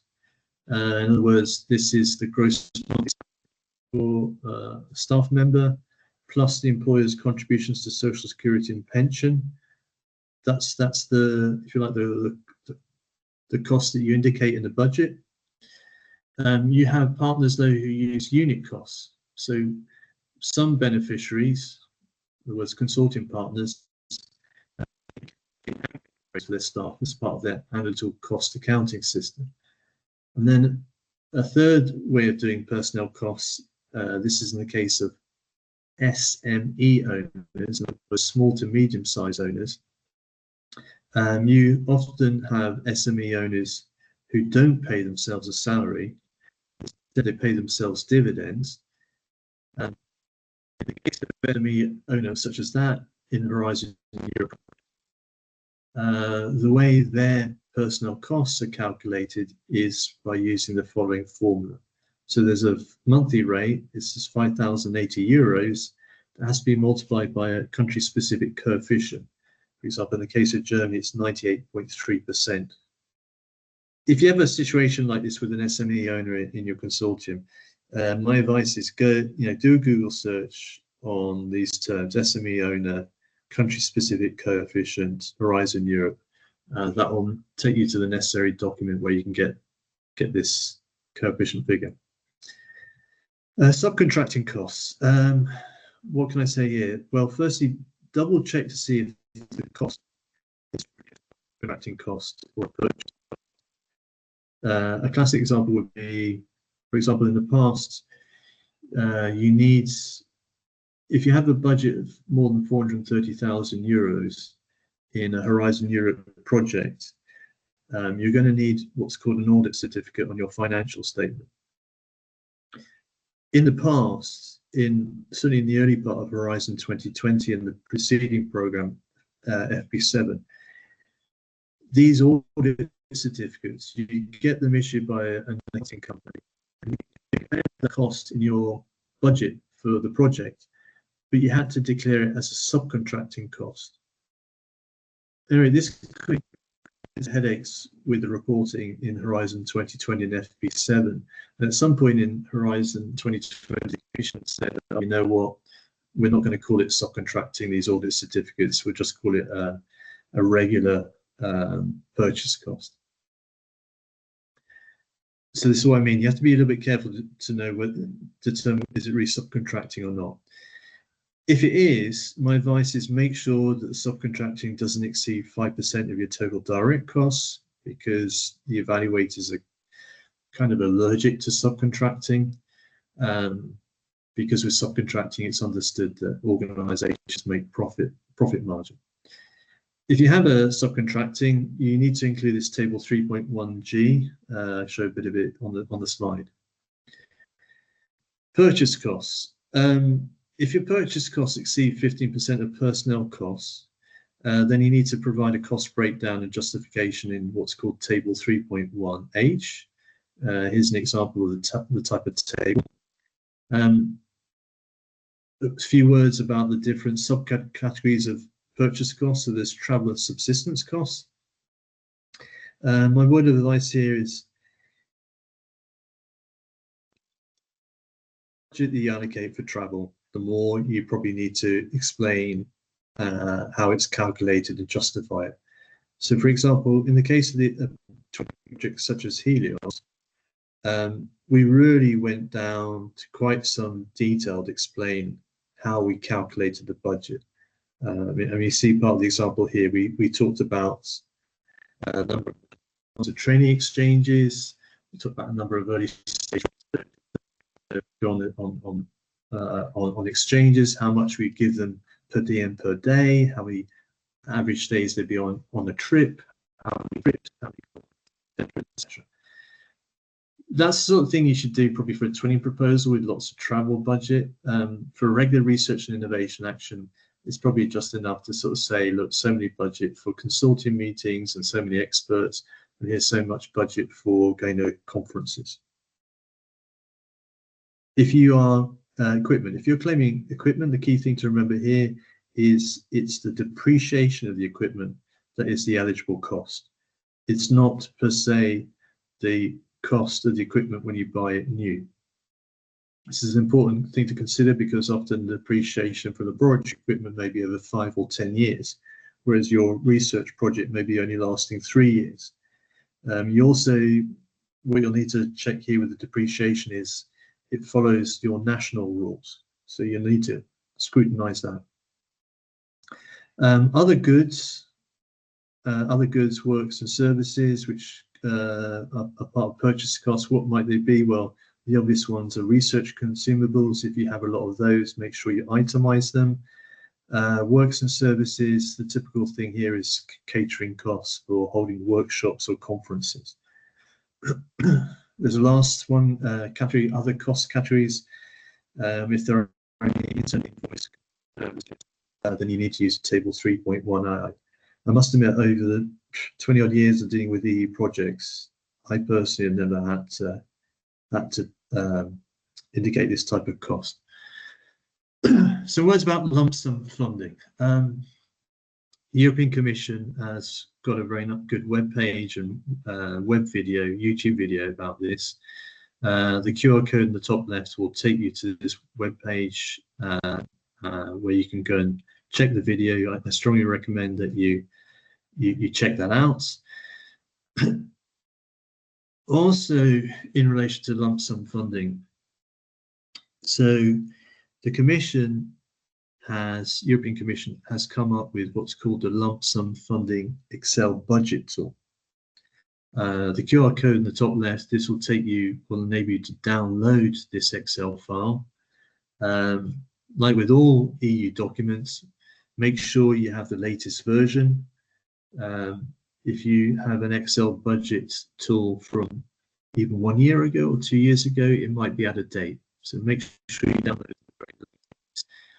Anyway, with this Excel file, this budget tool, you have to fill it in when you're preparing your proposal. You have to give the budget per beneficiary, per work package. You have to complete the whole thing. Once it's completed, it will be one of the things that you upload as part of to the funding and tenders portal as part of your proposal submission. Also, in this area of lump sum funding, a good thing to be aware of. Now, personnel costs almost always form the vast bulk of your budget in these proposals. The Commission has created a website called the Horizon Dashboard for lump sum evaluations. The QR code in the top left. The purpose of this website, this section, this dashboard, it's designed for experts evaluating lump sum proposals. It's an objective benchmark for personnel costs in Horizon Europe grants to ensure budgets are reasonable. What you will find there is this displayed data. It shows funded person months at different costs broken down by country and organisation type, with cost distributions between the 20th and 80th percentiles. If you look to the sort of screenshot on the right, so this is from this Horizon dashboard for lump sum evaluations. What I did was, as an example, I said, look, I'm interested to know the typical person month rates for a private company based in Luxembourg. I could have, alternatively, I could have indicated not, say, universities, higher education institutes in Ukraine. Whatever it was, whatever organization, whatever country, it will come back. It'll show you the 20th percentile, 50th percentile, and 80th percentile based on proposals that have been submitted in the past. Now, why is this information? It's if you're dealing with a proposal where a partner from a country has a personnel rate which is, say, below the 20th percentile or above the 80th percentile, you can still use that figure, of course, in your budget, but make sure you explain why that figure is outside the percentile range, yeah? That you'll be below the 20th percentile, more chances it's above the 80th, but any instances where you're outside the range, you can have it, the figures outside the range, but make sure you explain.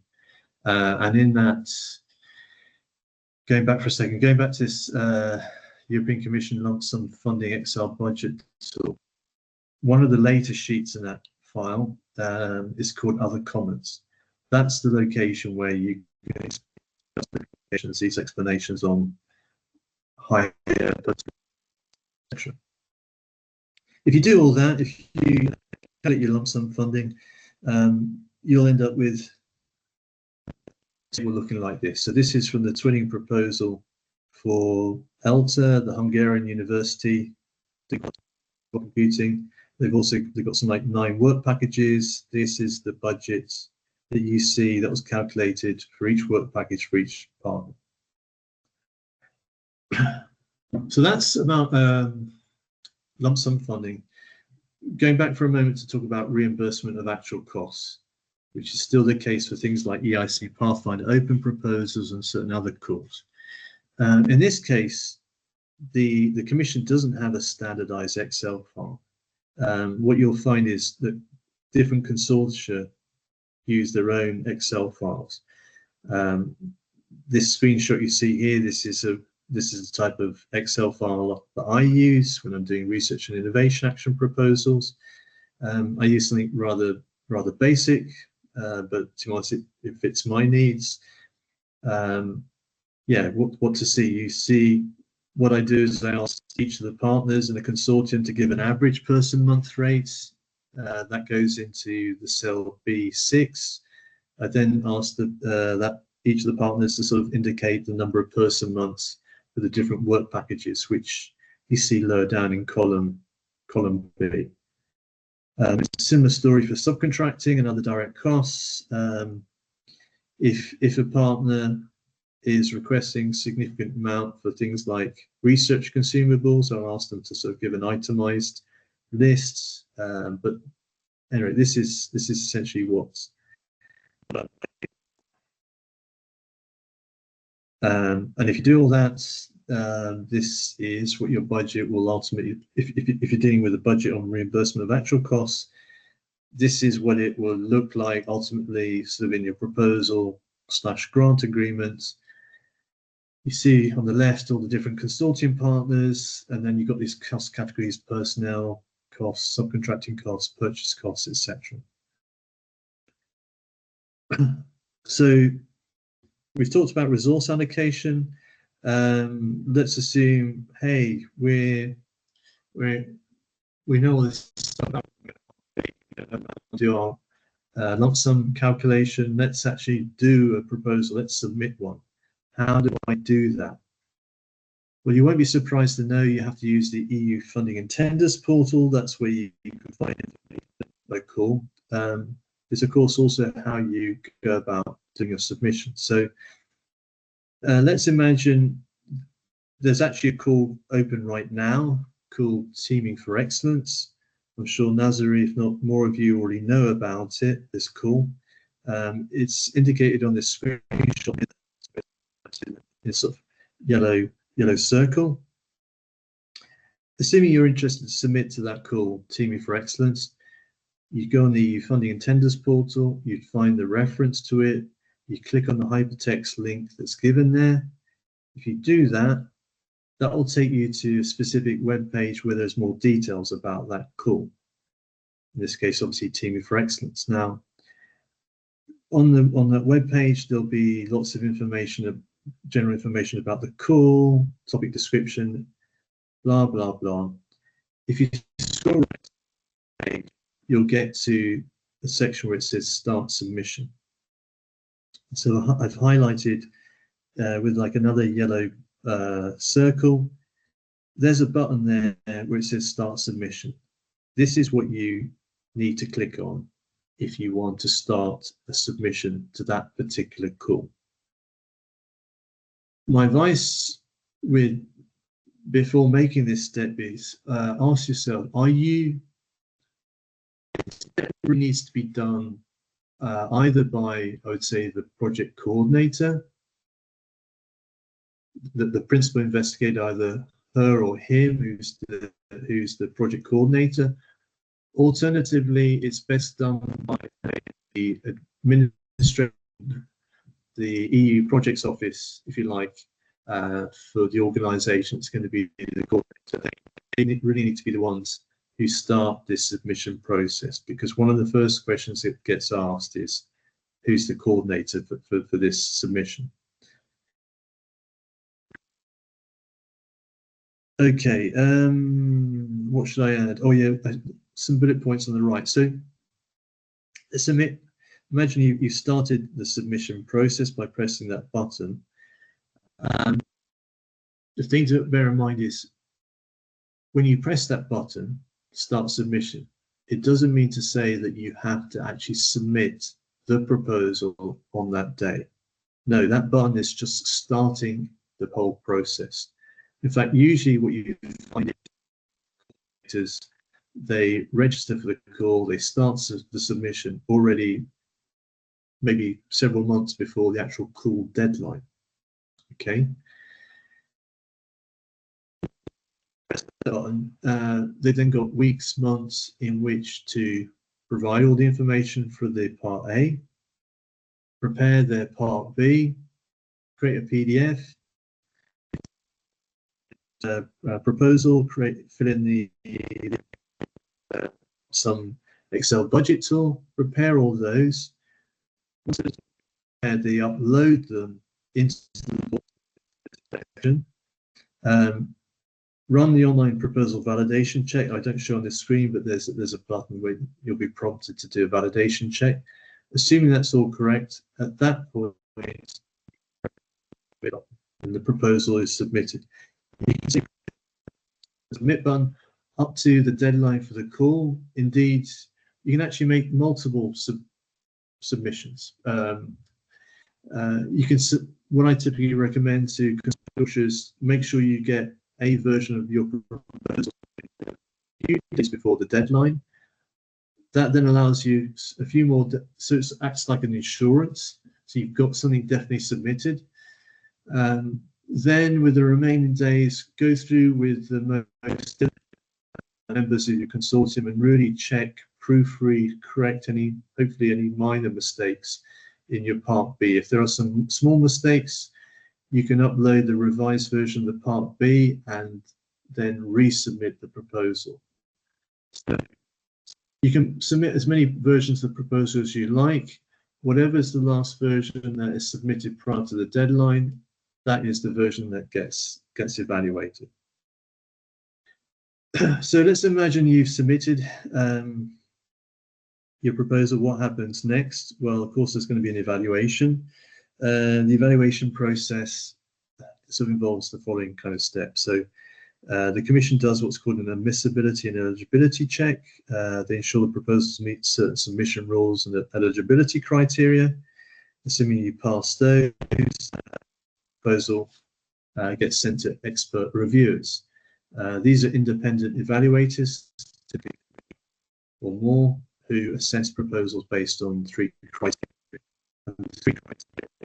They map the sections that you have in the Part B. So there's excellence, they mark that, impact and implementation. And the scoring they give So each of those sections, excellence, impact, implementation, they're each scored out of 5. So the score you can get is 15.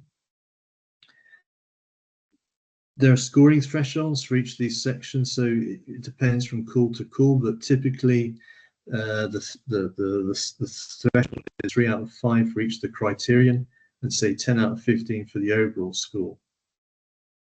That's the threshold, but beware. And just because you met and exceeded all the thresholds with your proposal, it doesn't mean to say you will get funded. What happens is all the proposals that have been scored, those that meet all the thresholds or exceed, get put into a ranking list. At the top and the lowest at the bottom. The commission then goes through how much budget they have available for the call, and they start distributing the funds starting from the top of that list, and they keep doing that until they basically run out of funding. And sadly, that funding usually gets exhausted well before they reach the bottom of the ranking list. So people often ask me, well, what mark do I need to get funded?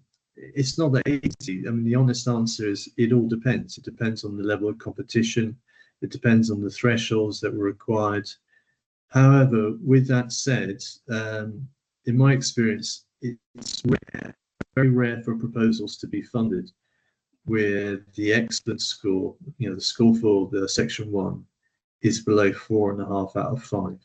I mean, there are, of course, there are examples, but in general, my experience, you need to get at least that or better to have a chance.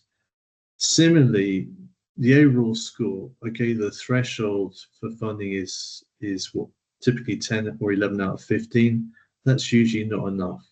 In my experience, to have a chance, you're probably usually looking at 13.5 or better. But I've even seen cases where, say, 14.5 wasn't a proposal that got 14.5 didn't get funded just because the competition was so extreme. That certainly was about the funding decision. What I should also mention, the bullet point above, it says consensus and rankings. So all proposals, whether you get funded or not, the coordinator and consortium will get an evaluation summary report. This is prepared based on the reviewer's consensus. It contains the scores and summary of evaluators' qualitative comments, strengths and weaknesses for each of the 3 scoring criteria. This evaluation summary report is usually about 2 to 4 pages in length. The time you have a call deadline, you submit your proposal to when you actually get your evaluation summary reports. It typically varies somewhere between, say, 4 to 5 months. Is a typical timing, so it doesn't come instantly. Let's imagine you've submitted a proposal and you're one of the lucky ones. You were high up in the ranking. Okay, great. In that case, there'll be an invitation to prepare the grant agreement. So selected proposals receive an official notification via the funding and tenders portal. Usually if you're one of the lucky ones, within minutes, hours, maximum day, not even that usually, but from when you get your evaluation summary, usually very, very soon afterwards, if you're selected for funding, you will receive the magic letter, the invitation to prepare the grant agreement. Okay. If you receive that, then you're in this grant agreement preparation process. This is very, very much grant agreement data collection. So during this process, the beneficiaries, the partners, the project will need to provide legal, financial, and administrative details, budget and work plan finalization. So whoever's the project officer from the commission dealing with your grant agreement preparation, they will typically ask you to they themselves will typically go through the evaluations you receive, and even if you've got a very good mark and you've been invited for funding, there'll usually be one or two criticisms in that evaluation. Opposite, the Commission will invite you to make some adjustments to your Part B and or your Part A in order to address those criticisms. So this is something that will go on during this grant agreement process. And a word of warning here, your project officer in the European Commission, they can be really pretty pedantic on this finalisation process. And you can easily find that it takes the coordinating consortium multiple iterations attempts before they get the description of the action, in other words, the Part A and Part B, for the grant agreement finalised. I'm saying this because, and I'm not sure if Irina's online, Irina Yaremchuk, but when we had Helios, we got a really good mark. We got invited for contract negotiations to get the grant agreement. But my goodness, the Commission it was painful, really, really painful doing the grant agreement process. They asked for so many very small pedantic changes to the Part A and the Part B. It took months. It kind of certainly drove me a bit nuts, and I think Irina to a lesser extent. And this is why, sorry, I should say the yellow star at the bottom right. I mean, I like to go running, these metaphors from running, and I say to people, look, if preparing the actual proposal like a marathon, all the effort, then if you're one of the lucky ones that gets invited for contract negotiations, prepare yourself mentally that you're going to be doing at least a semi-marathon, because it's this grant agreement preparation. It can take months, and it can certainly test your nerves. Consortium agreement, see next slide. Financial and legal validation. Yeah, the European Commission provides eligibility, financial capacity, and legal status. Ethical and security review, if applicable, projects undergo security assessments. If you pass all those steps, great. You're now at the stage of signing the grant agreement. The signing is done electronically by the tenders portal by the coordinating organisation, by their project legal signature. For grant agreement preparation, the timing is usually within 3 months. Sometimes it can take longer. Certainly, though, the Commission tries to keep it to 3 months, and this is also why at times you can feel a bit of pressure with doing all these iterations and these supposed improvements to the Part A and Part B. As well as negotiating the grant agreement with the Commission, you will also need to have what's called a consortium agreement with your consortium partners. So the purpose of this is it defines internal collaboration rules, rights and responsibilities among consortium partners. It's mandatory for multi-beneficiary projects. If I don't see it here in red, it's required unless stated otherwise in the core conditions.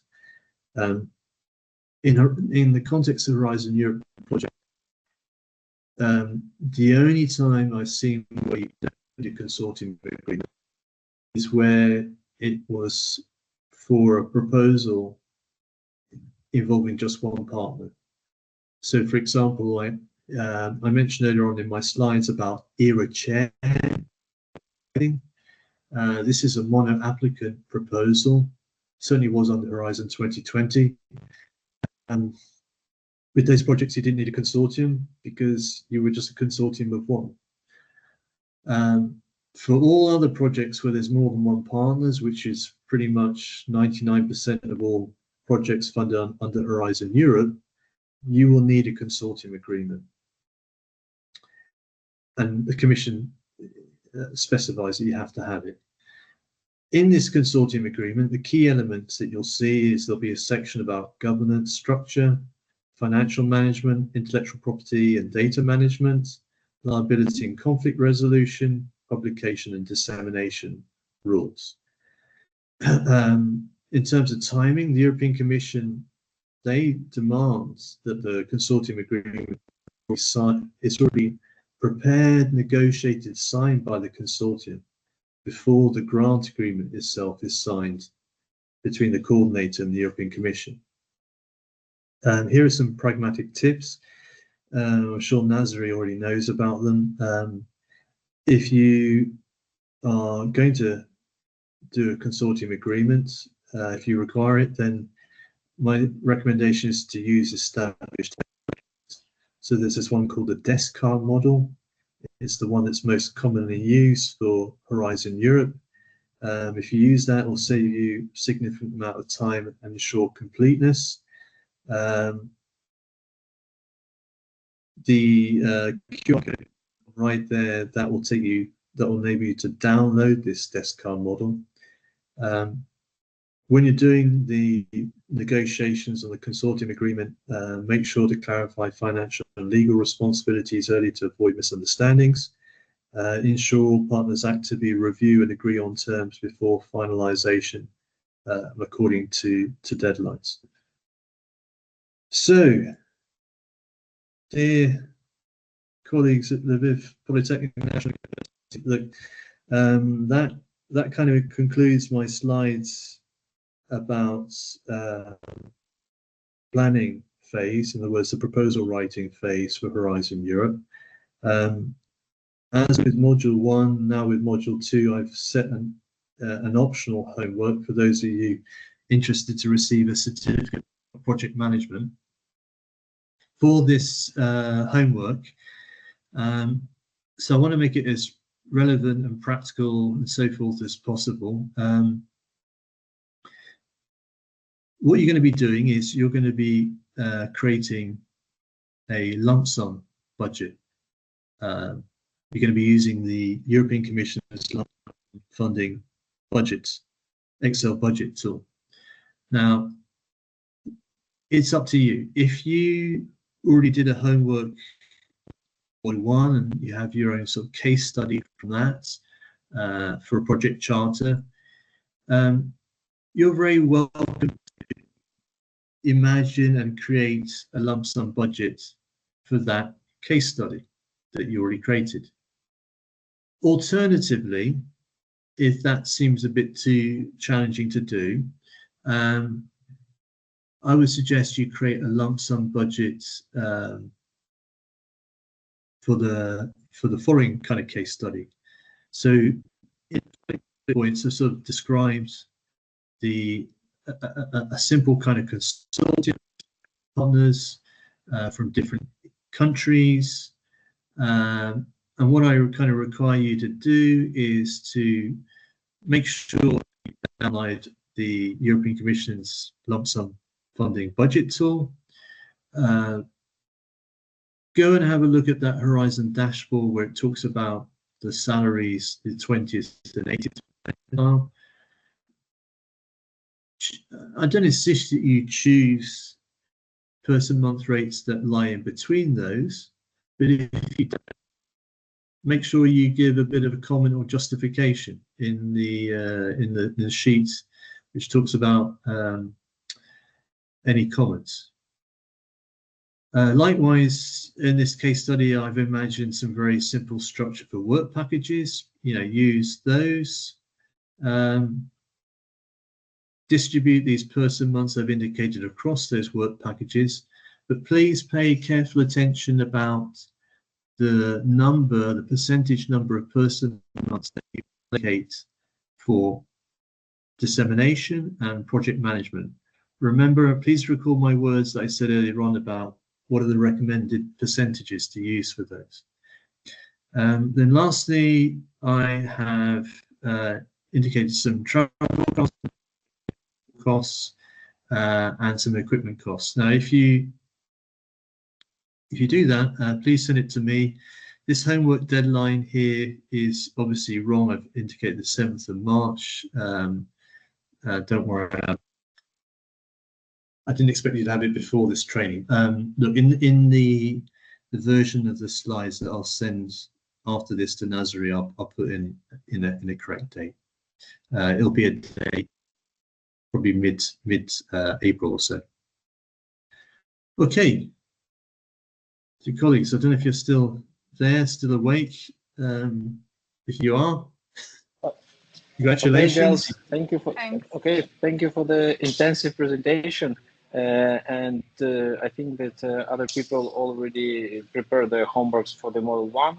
So Model 2 is the second chance for you to get the project management certificate. Giles, do you have any statistics? How many people already submitted the homework out of our group?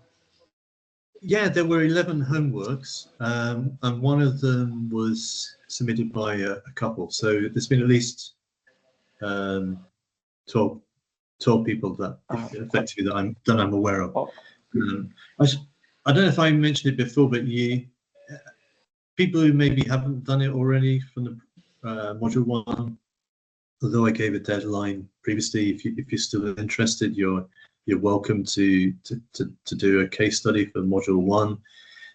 Also, if it's easy for you to do it as a bit of a group, some of you together, that's fine. I'm open to all of that.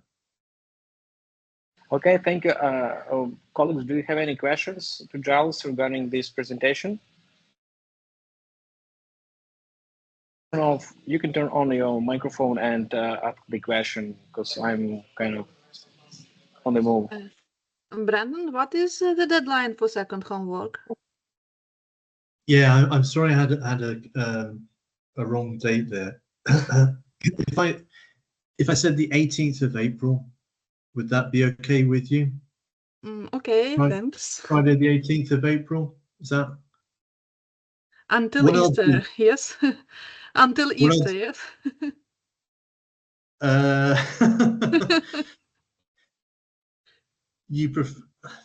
Would you prefer before or after Easter? It's not so strict. It's on 20th, so until Easter. No, it's better until Easter, no? I suppose. What would you prefer? Is it better to have homework done before Easter and then you relax at Easter? Or is it better, no, I enjoy Easter and then I think about work? No. Thank you. I'll put down the 18th, but if you need a bit more time, it's fine. I'm not so strict. It's more about the learning, isn't it? Yeah, please, another question. So thanks for really a huge amount of information, but actually I would like to ask about, there were such words about English. So what is the main? The main is science, the main is what is in the project, or for sure is a very, very important part how it's written, how correct it's written actually. Well, it needs to be clear to an evaluator. What I would say is, obviously in the last 2 years, there's been so much development with generative AI, such as ChatGPT. And Nazari, by all accounts, seems to be an expert on it, and no doubt some of you here as well. Don't be afraid to use that kind of tool to polish your English, to make the English, write it, write the scientific part as best you can in English, but then send it in, feed it into ChatGPT or whatever and say, look, please, correct this, the English, etc. for, and see what it comes up with. So I think the whole sort of development of generative AI, it's an incredible development. It will make, I would have thought, this whole process of writing proposals more accessible to people. But at the same time, I think it's also going to make the competition even more intense. So use it to improve your English, but then also maybe use it to further strengthen the message that you're trying to say, or addressing the points in the context, So also, how about in that case? How about some GPT trackers or IE checkers, something like this? Oh, well, should you be afraid to be catched on AI? For proposal writing, I think the short answer is no. Just over a year ago, this was back in November 2023, I went to, so there's an organization called EARMA, E-A-R-M-A, the European Association for Research Managers and Administrators. It's the main EU association for administrators, and it's somehow closely connected to the European Commission. And I went to one of the events in November 2023, and we had speakers from the European Commission, and it was all about ChatGPT, generative AI. And at least then the Commission said, well, we're okay with its use, provided, it was a little bit vague, they said, provided it's, what's being written is ethical. So back in, okay, my own personal experience, back in, when I was doing that twinning call in 2023 in September, I used ChatGPT a bit with writing the impact section. Not all of it. There was a section, was it 2.1, where I needed to write some qualitative information about impacts. And I was writing several proposals, and I was running out of time, and I knew I needed about 400 words of text. So I sort of said to ChatGPT, look, I've got a project in this area, quantum reservoir computing or whatever. Please give me 300-400 words with references saying how this is relevant to certain, to EU policies. And then I kind of saw what it came out with. Now I still edited the text, and this was a version of ChatGPT from sort of a year and a half ago. Now we've got version 4.5, which is even more sophisticated. I think the obvious area where it can help is with writing that parts of the impact section, is what I'm trying to say. I think for the science section 1.1's scientific excellence, to me it seems like really, the work package leaders, they should know their stuff. They should be writing about the objectives. Maybe what they write, if they're non-native English speakers, maybe use ChatGPT to sort of polish the text or whatever, but the original content, I feel, should come from them, yeah. So sorry, I hope that answers your question. Thanks.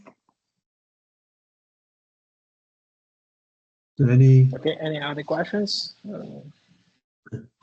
I tell you what, Nasri, this is a kind of question for you, and you probably know software and that far better. What would really be interesting to sort of be able to automate is, let's imagine you are interested in a particular call, widening teaming. What would be really nice is if you could sort of say, look, ChatGPT or whatever it is, look, go away, investigate, it's called this database, project database, gather all the information about the projects that were funded on the last teaming call, go and find find information from Cordis, but also find their project websites, and do a whole series of analyses. I want to know what size of consortium they had, what were the budgets, are there any trends, could you identify the different thematics they were on, find the reasons why they were appealing, what were the EU policies that seemed to sort of make that exciting. It'd be great if you could somehow automate this kind of analysis. At the moment, it seems to be quite a sort of intensive labor process. We can talk about it maybe later. I know the solution how to make it. We currently using a similar situation, but there should be a purpose of doing this stuff. So, and we can talk about this maybe later. Okay. if it's possible. Yeah, it should be individual approach. This is not a tool that can be, but scrapping and kind of parsing of the web paging using APIs from Cordis is the way to go. Yeah. Any? Okay. Any other questions? No, I think there's no questions. Thank you for this intensive lecture. Yes. So yeah, this was a long one, but we did it. So Yeah. Just to say that the module 3, the last one, which is really about sort of project execution and control, that one's about an hour, the training. And again, the way I illustrate it is by giving really very concrete examples from my own experience, things like how to write periodic management reports. I give some really concrete examples of what I've done to try to help. So. okay, great. So see you next time, and don't forget about homework. Yeah. Okay, look forward to that. All the best to you. Yeah, take care. Thank you. Okay. Bye-bye. Bye-bye. Bye-bye. Bye-bye. Have a nice day. Bye-bye.